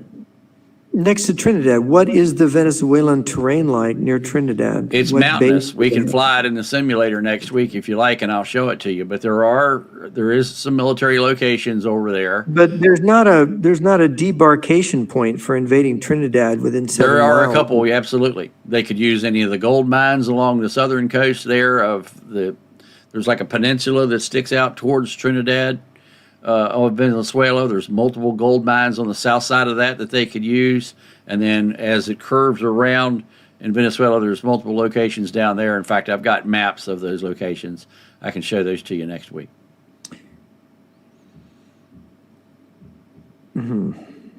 Yeah. So There you you go. don't think that So yeah, not only there, but down through here as well. There's spots all up and down through here. So they've got So- this river here, so they can come up along here. They've got spots all along in so here. you don't think there's any intention of the U.S. to actually invade Venezuela then? No, I don't see any reason for us to send tanks or troops or anything in like that. I think it's a defensive posture. And Well, we've got more than a third of our military. Is that really necessary for a weak country like Venezuela to have that No, much of our military? But the advantage is, look, if you're going to go to war, you go to win, and you want overwhelming force. And so, if I've got a third that's out there cruising around anyway, why not send them down there and give them some But practice? that's the rule for attacking. The rule for defending is to put what you need to defend and then to defend all your other defending points. We're going to not have enough for the Far East and Europe if we have this much sitting there in the Caribbean. Trump doesn't give a shit about Europe. He's only concerned No, about the Far I know, East, but and he doesn't really think that China's going to take Taiwan anyway. I mean, it's absolutely insane what the man thinks. Yeah, but this means that this deployment in Venezuela is more than is needed for defense, much more. So you're saying that he's creating an offensive level deployment in terms of numbers that you would need for an attack, but he's misusing it as a defense. Is that what he's doing? Say that again. Look, you don't need 3-to-1 odds to defend. You need only 1-to-1 odds to defend, especially against a country that doesn't have the technology you have, and you have naval and air supremacy. You probably could defend with 1-to-5. The Venezuelan army could probably be defeated if it tried to attack by a few U.S. regiments. But this deployment is absolutely ginormous, right? Yes, it is ginormous, and Yeah. the fact that it's look, I think And with it's Pete really drug Hegseth, interdiction? I think with Pete Hegseth at the helm and or as the captain of the ship, and as oh God, what's the General Joint Chiefs of Staff, Raising Kane, with General Kane leading at the helm. He wants overwhelming firepower. It's a case of intimidation, and if you do anything stupid, we have enough firepower to squash you in hours. He wants to make this, if it does go down, he wants it to take place even faster than Desert Storm, which was only 100 hours. So if the U.S. decided to go at me, look, we've got over 200 Tomahawk cruise missiles. We've got over 300 attack aircraft with what's on the forward and what's on the two amphibious assault ships, not counting what's in Trinidad and Tobago, as well as all of the aircraft that we've got sitting around down in Cuba right now. Excuse me, not Cuba, but in Puerto Rico right now. I mean, we've got over 50 fighter jets and military aircraft sitting in Puerto Rico right now at Roosevelt Roads. And we're still flying stuff down there every night. In fact, we did another strike last night, but the U.S. doesn't want to talk about it. Or excuse me, not last night, the night before. And we now have proof that the attack that was carried out the other day by the CIA was done with a Hellfire missile. We've got photographs of part of the casing of the missile. So, the U.S. is ready to do something if indeed we need to. Right now, we're just trying to intimidate them. And the more you can put down there to intimidate, the better off you are. And if they do something stupid, the more you have to respond with. You can hit them with overwhelming response in a short period of time. Technically, take out everything they've got in their country in under 2 hours. With the threat in the Far East to Japan and Taiwan, and the threat in Europe to Europe, this kind of deployment, if it's not seriously intended to bring down the regime in Venezuela, is contemptible. It is an absolute waste of massive U.S. force that should be somewhere else. And I bet you in Moscow and Beijing, they're grinning about it. That little tiny Venezuela has drawn off that much of the U.S. military. It's crazy. We already know that the U.S. doesn't give a shit under this administration about Europe. I mean, that's a given. They don't care about Europe, and they don't care about Ukraine. That's quite evident. And they don't care about Venezuela. They don't want to invade it. They don't want to own it or take the oil then. They're not serious. Well, they claim to be serious. They just haven't figured out what they're going to do yet. Which means Cuba's off the table then, right? Yeah. If they're not going to do anything in Venezuela, it would be, but I still think that they're going to act in Venezuela. What does that mean? I think they're still going to act. I still think that they're going to remove Maduro. That would require them to invade the country. Not necessarily. If you can either hit him or take out enough of stuff around him that he's scared for his life, he may leave or give up. I think that's what they're hoping for. Moscow's too cold for him. Yeah. Well, notice he wasn't in that photo. Put him on the Black Sea. Yeah. Maybe he'll run to Iran. Maybe. Actually, Lukashenko did say that they would keep a seat open for him in Belarus if he wanted to go there. Oh, did he? He did, yes. I bet you Putin didn't like that. Well, Lukashenko would not have said that without Putin's approval. I don't think so. Maybe not. I don't understand. What is the best way? And yeah, this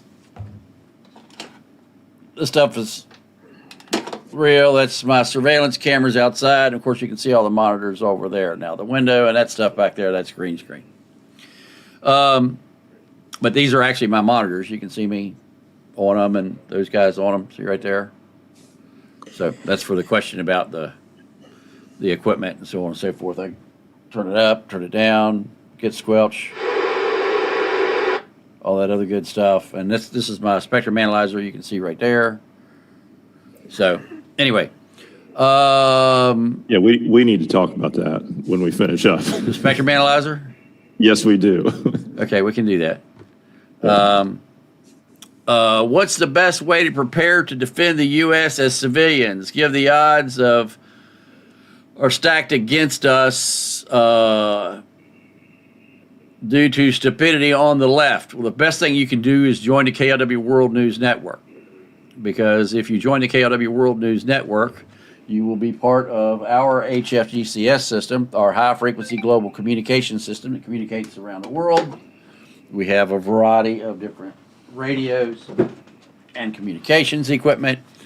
We've got tactical radios, we've got tactical chargers, we give classes, we teach you how to do water purification, how to EMP protect your home. We have join the network. So go to klwworldnews.com and get signed up. The classes that you get are worth more than the monthly fee. And you also, when you join the KLW World News Network, you get on the app that we have that goes onto your tablet or your smartphone. And Jeff and Johnny are also both on this network, and we communicate over it regularly. It is 100%. It's like Nextel. It's better than Nextel. It's better than Nextel, but yeah, it's like Nextel on steroids, if anybody remembers that. Yeah, plus... it's real-time communication. And ooh, okay. I'll have to take a look at that. So anyway, I just got some goodies. So get on the KLW World News Network. It's well worth it. You can ask anybody that's on the network. We have people around the world. You can see right here, these are our members around the world who are currently active on the network. If they're green, they're active. If they're red, they're in Do Not Disturb. And if they are gray, they have their device turned off. And as you can see, we have people around the world on it. So that's the best thing you can do as far as being prepared. Next question is, if China and Russia are mass producing nukes, why aren't we? It's called stupidity. Your thoughts on that, gentlemen? Yes, I would second that. Yeah, stupidity. It's stupidity. It's strategic lack of comprehension of the meaning of weapons. Yes, we believe in a false reality. And that's been observed by people over since World War II, that we have a kind of disconnect with reality here. So is the U.S. government doing anything meaningful to get ready for this? No. You have your fallout shelter now? Did you get directions from the government of where to go if we got nuked? Right. So let me let you in on a little something. So the other day, a company that I'm very familiar with called Comsonics in a city of Harrisonburg, Virginia, is now producing a metal box with a battery, a solar panel, and 3 radios in it. Is it protected from EMP? If the door's closed, it's a metal box. They took this to a friend of mine who works for one of the largest companies in the world as their emergency backup communication system. And my friend, who is the head of communications for that company, was asking questions because he told me about it and called me on the phone and said, hey, they're selling this thing. Let me tell you about it. And I'm like, you're kidding. So our government has purchased metal boxes. Let me try to find the lid. Metal boxes. The equipment is all in the box. There's no antennas connected to it. There's no coaxes coming out of it. There's no wires, no nothing. You're supposed to stash this metal box in a warehouse somewhere. Now, when the EMP comes, you're supposed to go to that warehouse.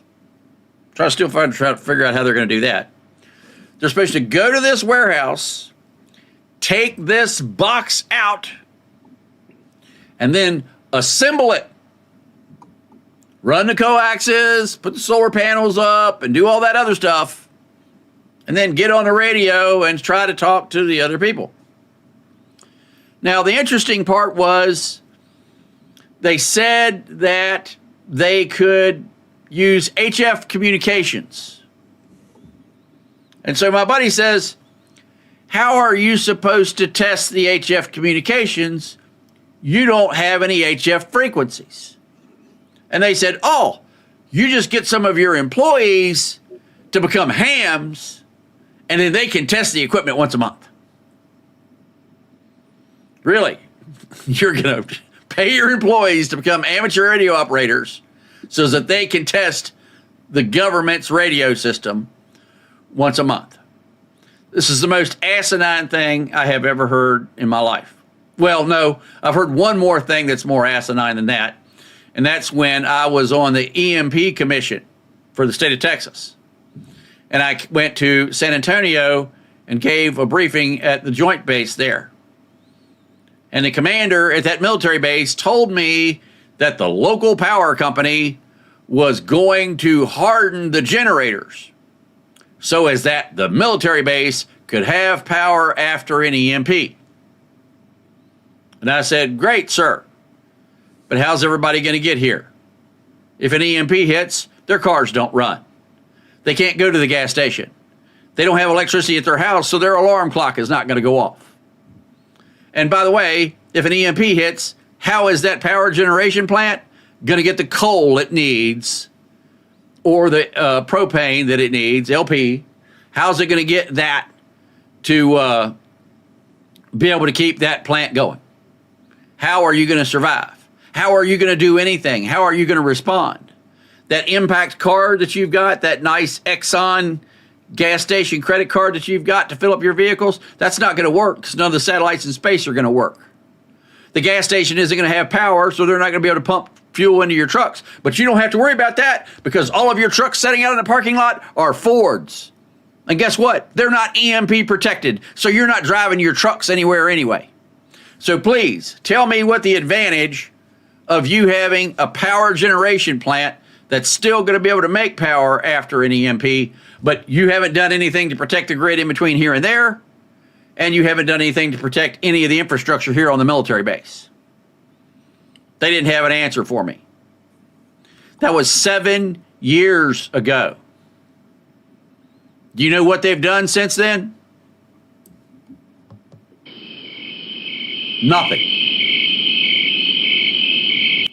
So, is the U.S. government prepared? Not only no, hell no. It's the dumbest thing I've ever seen. That's why we created this HFGCS network. That's why I've got a worldwide radio network. That's why I've got members around the world. That's why all of these people that you see on this map right here have signed up for KLW World News, because just like me, they know that something you're never going to hear after this hits the fan. You're never going to hear a knock on the door and somebody saying, I'm from the government and I'm here to help. You guys got anything you want to add to that? Yeah, I would. The metal boxes, and I asked this question a couple of weeks ago, the metal boxes that you're supposed to set up after an EMP.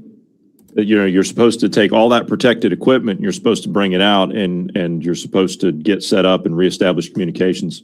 My question is, what happens when there's a second one? Pink. It's gone too. Yeah. Okay, so the next question is, will China trick Russia and take Russia over? No, but if Russia collapses, China is already planning on seizing 30% of their territory. So Russia is in real trouble if they don't get their feces consolidated.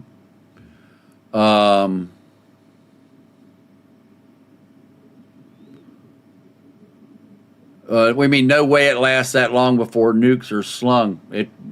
Russia and China have plans of attacking with nuclear war. That's their first strike. So just like we had a Pearl Harbor before, and they did a surprise attack on Hawaii, they're going to do that again, but this time it's going to be with nukes. You guys have comments on that? Yeah, that's exactly correct. Colonel Stanislav Lunev said the number one thing for importance for Russia is surprise. And of course, surprise in nuclear war is your best chance to destroy the enemy's nuclear warheads. Another thing Clinton did, which we didn't mention, is that he made our policy that we will receive and write out a first strike before we respond. So whatever's left after that first strike is what we'll have to strike back with. People don't realize Russia, and Bill Lee was the one who basically published this in the ABM treaty charade, has massive ABM defenses. Not just the S-300 and 400 systems and the system defending Moscow, but they've got the S-500. And those are real, that's a true real ABM. Yes. So. I would also like to draw attention to one thing regarding a surprise attack and a first strike. And it's something that Lunev said to you, Jeff. And it was, if you ever hear about, and this goes back to the earlier 9/11 thing, if you ever hear about Muslim terrorists detonating a nuclear bomb in an American city, don't believe it. Right. Yeah, I was at Potomac Television in November 1998. It was November 22nd, 1998, and we were waiting our turn to do interviews on TV. And he was a smoker, so we went out in the back, and he got a cigarette, and I started the conversation. How do you do this? How do you make a surprise attack? And he said, diversionary Arab terrorist attack. Don't believe it. It will be Arabs. It'll be us. And that was before Osama bin Laden and 9/11, which I found significant. And what did he say would happen after that attack? That was interesting. He said that it would, he said weeks or months, and I was baffled by this. Later, the missiles from Russia would come. And we got interrupted when I was going to try to ask him about this, so I didn't return to it for some reason. But I figured it out later reading the literature. They want to degrade our deterrent by every means. And if the Arab terrorists attacked U.S. cities, there would be such panic in this country, the economy would unravel. They would hope that. And however long it would take for the unrest and everything to degrade our capabilities to where they could attack without fear of retaliation. That is why it would be weeks or months later.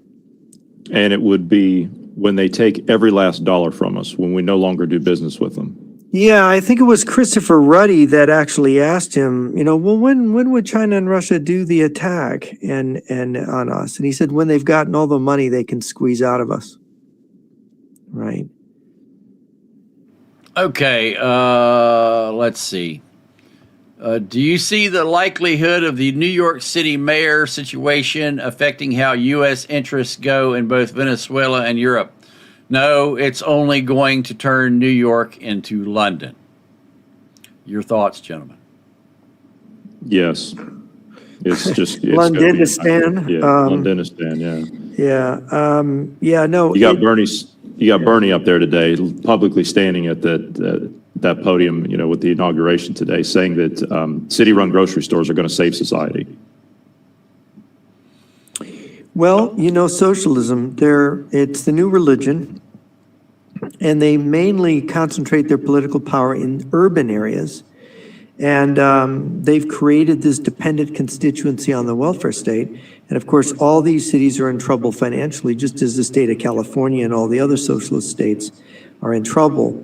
And this is their plan. They're going to run their own states and cities into the ground, and we'll see how long they're successful doing that. But they're certainly cause a lot of disruption in the country and a lot of ill will between different groups of people. Okay, and they are Trinidadians and Tobagans, for future reference. I'll forget that before the end of this broadcast. Question, I hate this thing. It jumps all the way to the end. And thank you for the donation there. Let me see.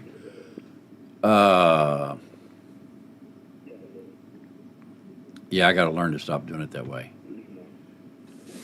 What is the comparative status of space weapons, lasers, directed energy, nuclear weapons between the U.S., Russia, China, and Israel? The U.S. has no space weapons. Also, there is no laser from space that can hit a target on the face of the planet and do anything. There's too much atmosphere in the way, and you get what's called beam saturation. And so the beam saturation would be so great as it starts to come into the atmosphere that it would be down to basically nothing by the time it hit Earth. So there are no DEWs, directed energy weapons from space, that fire laser beams. So anybody that tells you that has really no fucking idea what they're talking about. As far as the Russians and Chinese, the Chinese have spy satellites that they've just put up, and the Russians have these nesting satellites, and it is believed that Russia has weapons in these nesting satellites that have been pumping out additional satellites. And also, I just learned on a phone call while you guys were speaking, Venezuelans have now taken Americans hostage in Venezuela.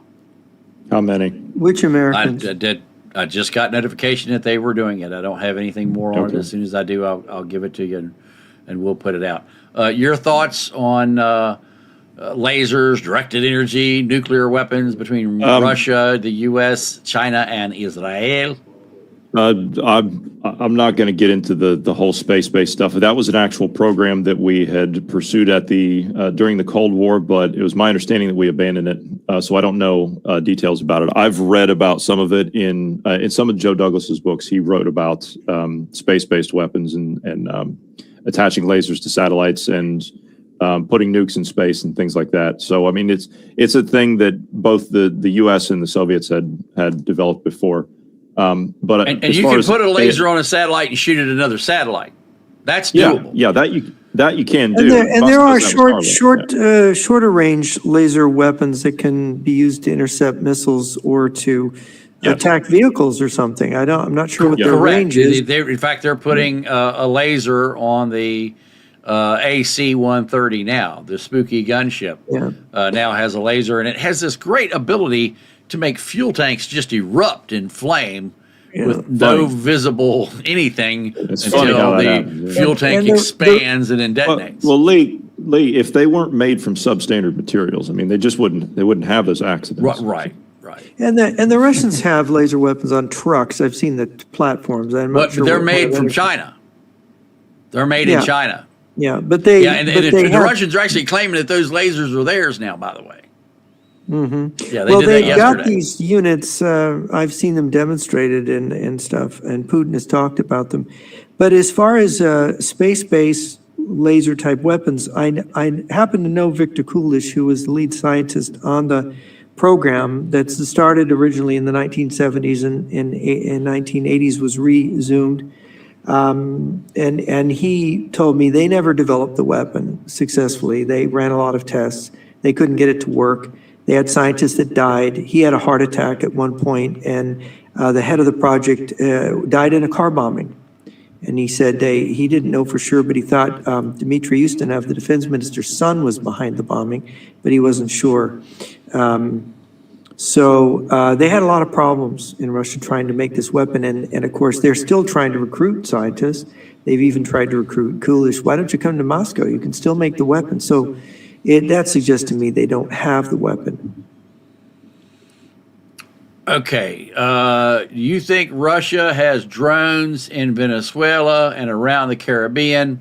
Also, will China and Russia Navy blockade the Caribbean routes for oil tankers to go through? Well, I don't think that Venezuela has any Russian drones. I think they have Iranian drones and Iranian missiles. I think the main weapons that the Russians have delivered is SAMs, surface-to-air missiles, and those are in the forms of S-125s, S-200s, and S-300s. I'm not aware that there's an S-400 anywhere in Venezuela. As far as China and Russia blockading, I don't think that would be wise for them. First off, they have very, very few ships in the area. And secondly, the United States has 1/3 of our Navy there. So the likelihood of either of them being successful in doing that are slim to none. What say you? I don't think that Russia and China, as far as some kind of a blockade or something like that, we would just sink them. It's that simple. General Hodges said it best. If the Russians or the Chinese were to put or the Chinese in this case, were to put a naval presence in that area, the U.S. Navy would be licking their chops to deal with it. So that's my stance on that. As far as Russian drones and Russian missiles, no, I have to agree with you, Lee. I don't think they have them down there. We've seen no evidence of that other than surface-to-air systems, SAM systems, man pads, and we think that they have upwards of 5,000 plus man pads in Venezuela, and they're pretty accurate. The Russian man pads, they actually work. Venezuela has Russian-made air defense systems, especially the S-300 mobile variant and other mobile SAMs that are supported by Russian technicians, and I believe Russian troops are manning some of those. S-400, there's been speculation that they are preparing to move S-400s to Venezuela. With the United States having a blockade on them, I'm not sure how that would work. It would definitely be something they'd want to do, but there's been no confirmation that they've successfully been able to smuggle them in, right? We have no evidence that an S-400. I don't think that Russia can afford to send an S-400 to Venezuela. They're trying to buy S-400s back from people they already sold them to. So I doubt they're going to buy one. Which would suggest they really are serious Right. about going up against NATO, because NATO has such Exactly. a huge air assets. They need every S-400 to have denial of NATO air supremacy. Yeah. Two things, Lee. Do you want to post our social stuff again, and then I we're going did to have that, and I will do that.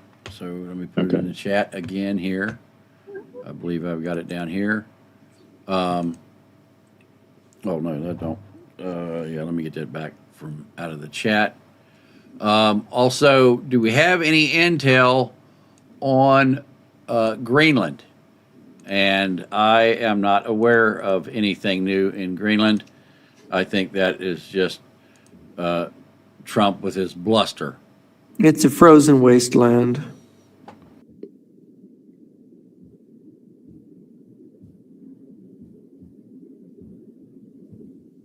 Question, is there a way to EMP proof a building so that the equipment inside would be safe? Absolutely. I do classes about that. In fact, the buildings that I created and designed for the U.S. military exceed the standard. The normal standard for EMP shielding to meet current EMP standards is 110 dB, and the structures that I designed are 135 dB of shielding. So absolutely, you can EMP proof a building. Many bunkers and the top 100 critical infrastructures in the U.S. Air Force and in other militaries were going to be protected by my systems. So yes, I can guarantee you that you can EMP proof a building. Let's see here.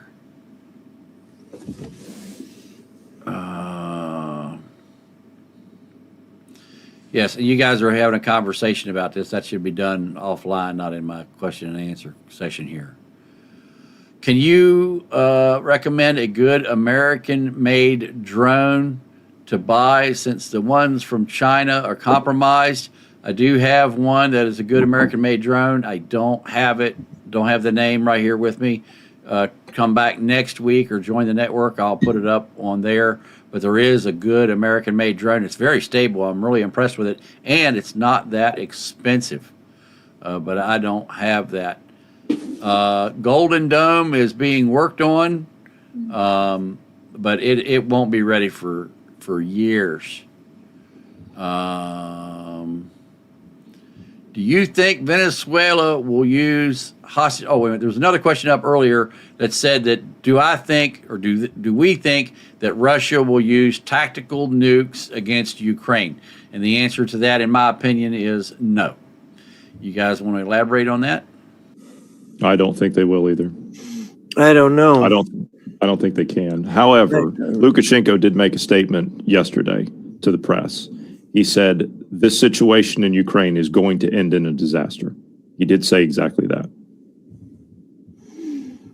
The Russians need to win. I don't think that they will shrink from using nuclear weapons if they're really desperate. I think that their thinking is that they would scare the West so bad that the West would basically be ready to talk to them then and say, calm down, let's have a talk. Maybe they get some leverage of appeasement from it. I don't know that tactical nuclear weapons, depending on how they would be used, they would have to be very smart about how they used it. And the Russians have been getting a little smarter about their targeting practices recently. So, but I'm not convinced their military strategists understand what they're doing. They seem to be a little confused as to their targeting. Well, they've removed it's over the last decades, they've removed their strategists. They've Yes. removed all their military people, and they've replaced them with creatures from the intelligence community. Yeah, they have. I mean, a good example is the invasion plan for Ukraine was made by the intelligence services, not by the military. And that is a very strange thing. I don't think in modern history we've seen an invasion that was actually the military was following a plan of the country's intelligence service. That's very strange to me. I think it's the FSB, as I remember. I think it was Yevgenia Albats said this, and she's the daughter of a GRU general. She said this. She's a defector. She's living in the U.S. now. She was one of the voices of Echo Moscow, and one of the people who really, she despises Putin, but they didn't kill her for some reason. I guess because her family was too important. But these are among the voices that have talked about this. Look, these people are not normal in their thinking, and so I'm not sure we can rule out what they will do. We should not be frightened by them. We shouldn't allow them to get any leverage or intimidation out of what they do, and we need to respond to them. They've made so many miscalculations. I wouldn't rule out the miscalculation of starting a tactical nuclear thing, but really, I'm really surprised that they haven't really struck the West with their nuclear weapons yet, because that's what would be uppermost in my mind if I were one of them. A preemptive nuclear strike on the West would be big. Okay, the next one here is Golden Dome. Think Israeli Iron Dome, but for the United States. And of course, because Trump is doing it, well, it has to be the Golden Dome. But it's basically a high-altitude air defense system to protect the U.S. against intercontinental ballistic missiles. Next question. Do you think Venezuela will use the hostages as human shields and or bargaining chips? I think they'll use them for bargaining chips. What say you? Yes, bargaining chips. Yeah, they'll also use them as human shields. Yeah. Well, that's why you take a hostage anyway, right? It's a human shield. But yeah, they'll hold them for ransom. The thing is that doesn't always, when things get hot and strategic, it doesn't usually work. And I don't think it's a good idea for them to do this here. I think Trump's reaction to it, the way Trump is and the way MAGA is, I think it would backfire on them. I think it also depends. We need to learn more about the situation of what's actually developing down there. We need to know more about how this has all been done, how many they have, and what the conditions are around it. Well, would the blockade of Venezuela produce conditions, since they are starving, Lee mentioned, similar to Iran? And why has the regime survived so long in Venezuela when the conditions are so poor? Because the folks in Venezuela, the military's in charge. So, imagine like in Mexico, you have the drug cartels, and the drug cartels are taking over Mexico, and they're still fighting against the police and fighting against the military. In Venezuela, it's the cartel of the suns. What does that mean? The suns, so that's the suns that are in the U.S., we have stars for our flag officers on their shoulders. In Venezuela, they have suns. So how have they been able to be so successful? It's real simple. The drug dealers are now part of the military and are part of the law enforcement. So how are you going to have anybody enforce any laws against the drug dealers when the drug dealers are in charge? So you've got the military moving drugs, the law enforcement's moving drugs, the National Guard's moving drugs, and if anybody rises up against that, the Venezuelans come in and snuff them out. And, you talk about all these weapons that were passed out to all of these civilian people. They don't have magazines.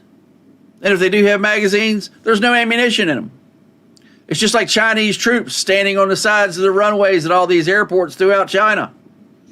They've got machine guns and they've got magazines. There's not a bullet in any of those guns. And when asked why are all those Chinese standing out along the borders or around the perimeters of all these airports, well, they got to have something to do. So they stand there and they look good. but they're not armed. So the people in Venezuela have no way to uprise against the Venezuelan government when the Army, the Navy, the Air Force, the Marine Corps, the Coast Guard, the National Guard, and all of the state and regional law enforcement all work for a corrupt government that supports drugs. So the people have no chance. They don't have a source. But they had the military in Iran, and people rose up, and the military in Iran hasn't stopped them. Yeah, well, it's a little different in Iran. Iran has the military stood up there and was with the government, whereas there it's everybody. Now the people in Iran, everybody is fed up. Even people in the military are fed up. People are starving in Iran. People are dying of thirst. If people are starving in Venezuela? You mean the military? Yeah, but you've got another element in Venezuela. You've got the cartels. Yes. The cartels, it's not just the government, it's not just the military. The cartels are also their own entity. The organized crime networks are their own thing. They have their own employees. They feed their own people. They take care of their own families. This is a separate arm that operates inside these criminal countries.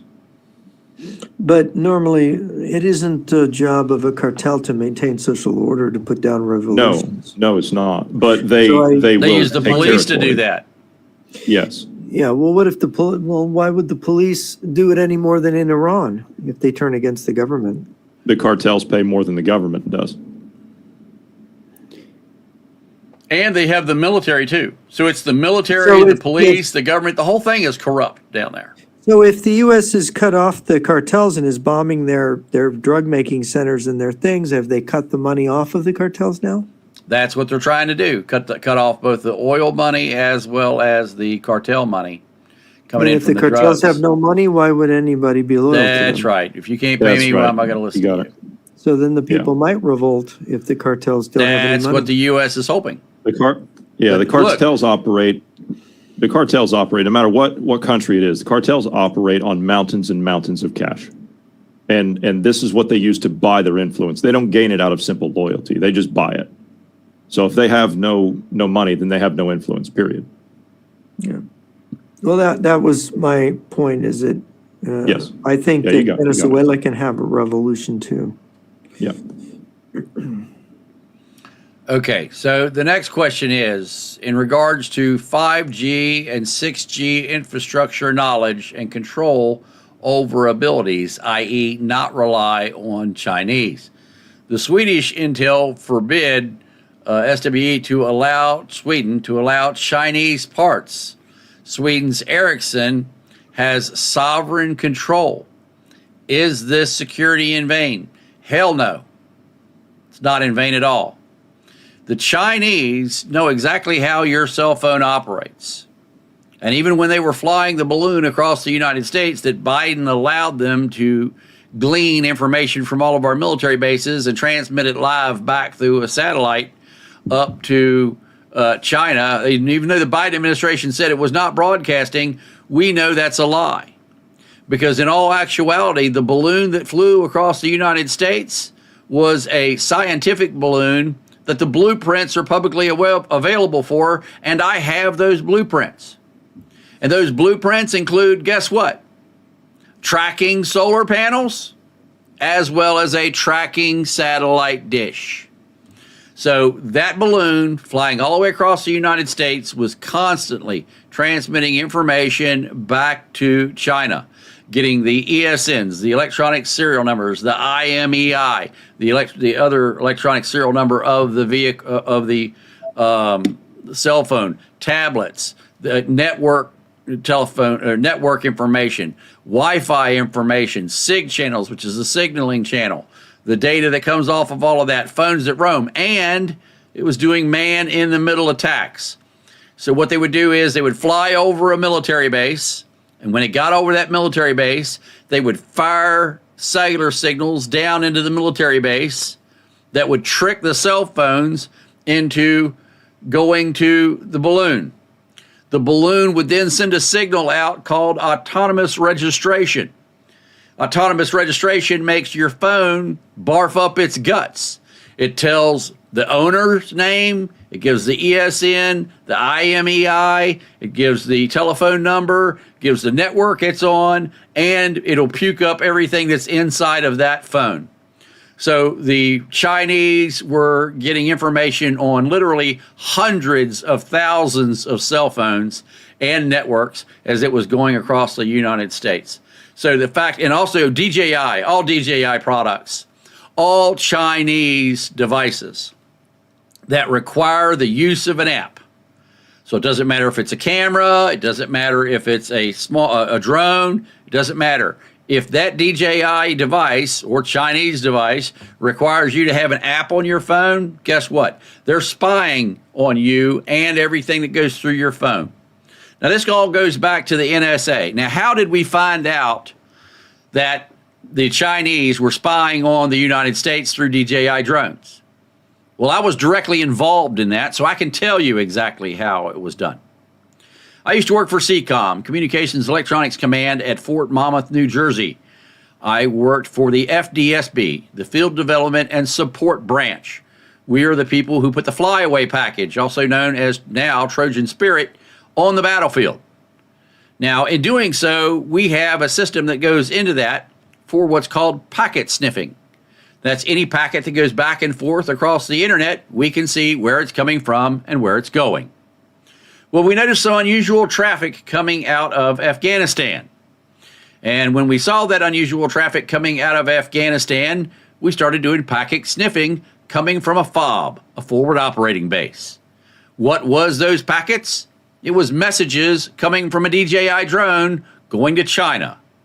You see, every second that that drone was flying, it was taking a high-resolution image and was giving the longitude, the latitude, the altitude, and the azimuth and elevation of the camera and providing mapping and imagery of everything that those drones that U.S. forces were using.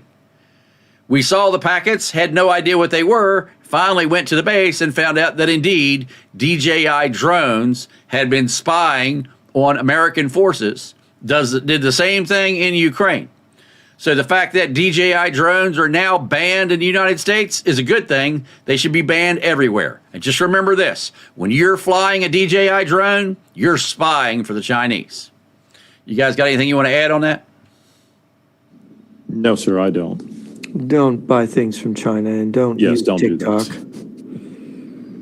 that. Okay, so the the next question is, KLW World News, do we have an EMP campaign to harden our country? It's a joke. I'm gonna let Jeff tell you a little bit more about that. Can we start a campaign with your leadership to start one? We already have, and that campaign is for our members and our members only because this government doesn't give a shit. So, Jeff, you want to elaborate on the EMP Commission? Yeah, well, Peter Pry took up this work more than a decade ago trying to get Congress and the Senate to pass. He had a bill in the Senate. It got killed by the Republican in Alaska in committee. It got killed, I think, by the Democrats in the House on another case. He just couldn't get anybody to support hardening of the grid. And he was very frustrated. He passed away, what was it, 3 years ago, Lee, of cancer? Yeah, 3 years ago. I worked with him. Yeah, and he was trying his darndest, and he just couldn't get any real viable political support, which is a disgrace. It's contemptible that we have leaders that will not, because it's, as he argued, what are we going to spend? $5 billion, $10 billion, which is nothing in the federal budget to have significant hardening of the grid, whatever it is. It's very cheap and it's very essential, and you cannot get politicians to get behind it. That's an interesting problem to have, and it's there's something wrong with our politicians, let me tell you.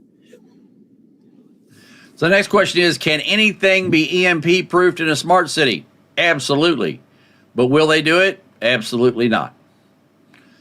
Let's see what else. Will China use North Korea to preoccupy U.S. while they go into Taiwan? No, China is going to use North Korea and China to go after South Korea and Japan. And then once South Korea and Japan have fallen in the peace deal that is listed thereafter, Taiwan will become part of China. So they will take China will take Taiwan without firing a single shot. It goes back to a Chinese proverb that says you will sacrifice we to save Wei. Let's see here. I think that is it here. Got a KC-135 out of Jacksonville. Okay, well, that's probably going down south somewhere. Are the windmill farms still transmitting data? You bet your ass they are. You had a question? Yes, and no, I don't have a question. I was going to respond to the wind farms. Yes, and there's things that are being discussed, and we're working on that. Yeah, we are working on that. And they're not the only ones that are transmitting. So yeah, that's somebody else asked the same question again.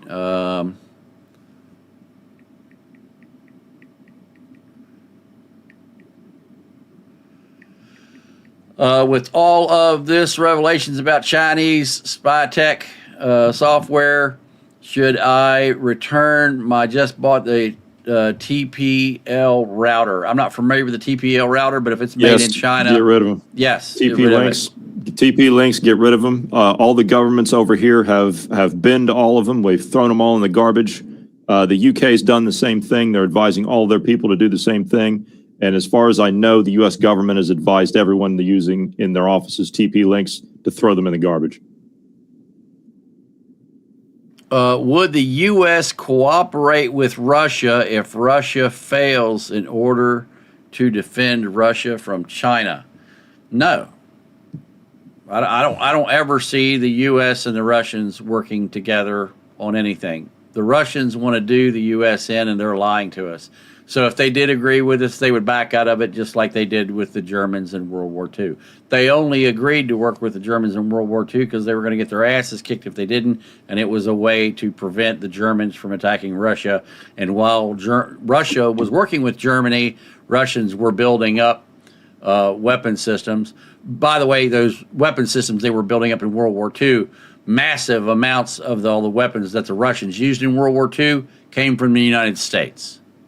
So the bearings, the motors, the turret rings, all kinds of shit. In fact, Johnny has a list of all the stuff that the U.S. gave Russia during World War II to fight against the Germans. I think that's it. Anything else you guys want to add? Just on that last point there, I would like to say that the Russians have violated literally just about every single treaty that we've ever made with them. So why would they hold up to another one? They violated the Budapest Accords that they agreed to not go into Ukraine. You know, that's the latest one. That's the latest, biggest one. And if we go all the way back to Lenin, he said treaties are like pie crust. They're meant to be broken. And Stalin reiterated that. The question is, can China spy through Windows 10 with Microsoft ESU upgrades? If it's sold in China, China can spy through it. Anything that China is agreed to have in China. So just like there are Tesla vehicles in China, guess what? China is spying on you through those Tesla vehicles because China has access to all the cameras, all the microphones, and all of the data for all Tesla cars worldwide. And guess what? China has banned any government official from owning a Tesla vehicle, and China has banned, so when it first started, when China first found out how much of a spy tool that a Tesla car was, first they banned all government personnel from owning a Tesla car. Then after they banned all government personnel from owning a Tesla car, then they said neighbors of government personnel couldn't own a Tesla car. Then they said that a Tesla car wasn't even allowed to go onto a street that a government official lived on. And now there are certain cities in China that you can't drive a Tesla car at all. And if you do, your car will be seized and you will be arrested for espionage. That's how much of a spy tool that a Tesla car is. When you link your cell phone to a Tesla, you just gave everything to Elon Musk. All your phone calls are recorded. The video cameras inside your car are recorded. Believe it or not, people having sex in Tesla cars have found pictures of themselves on the internet because the people at Tesla have went through those pictures and sold them.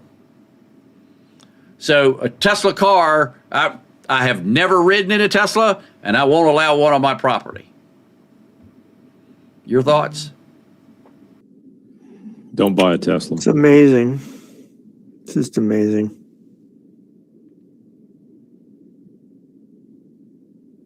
How would one know if it's sold in China? I'm fairly certain that Microsoft products are sold in China. Yes, they are. All right. So, folks, with that, we're going to call it for a day. We've had a 3-hour show, or 2 hours and 45 minutes, which is a little longer than normal.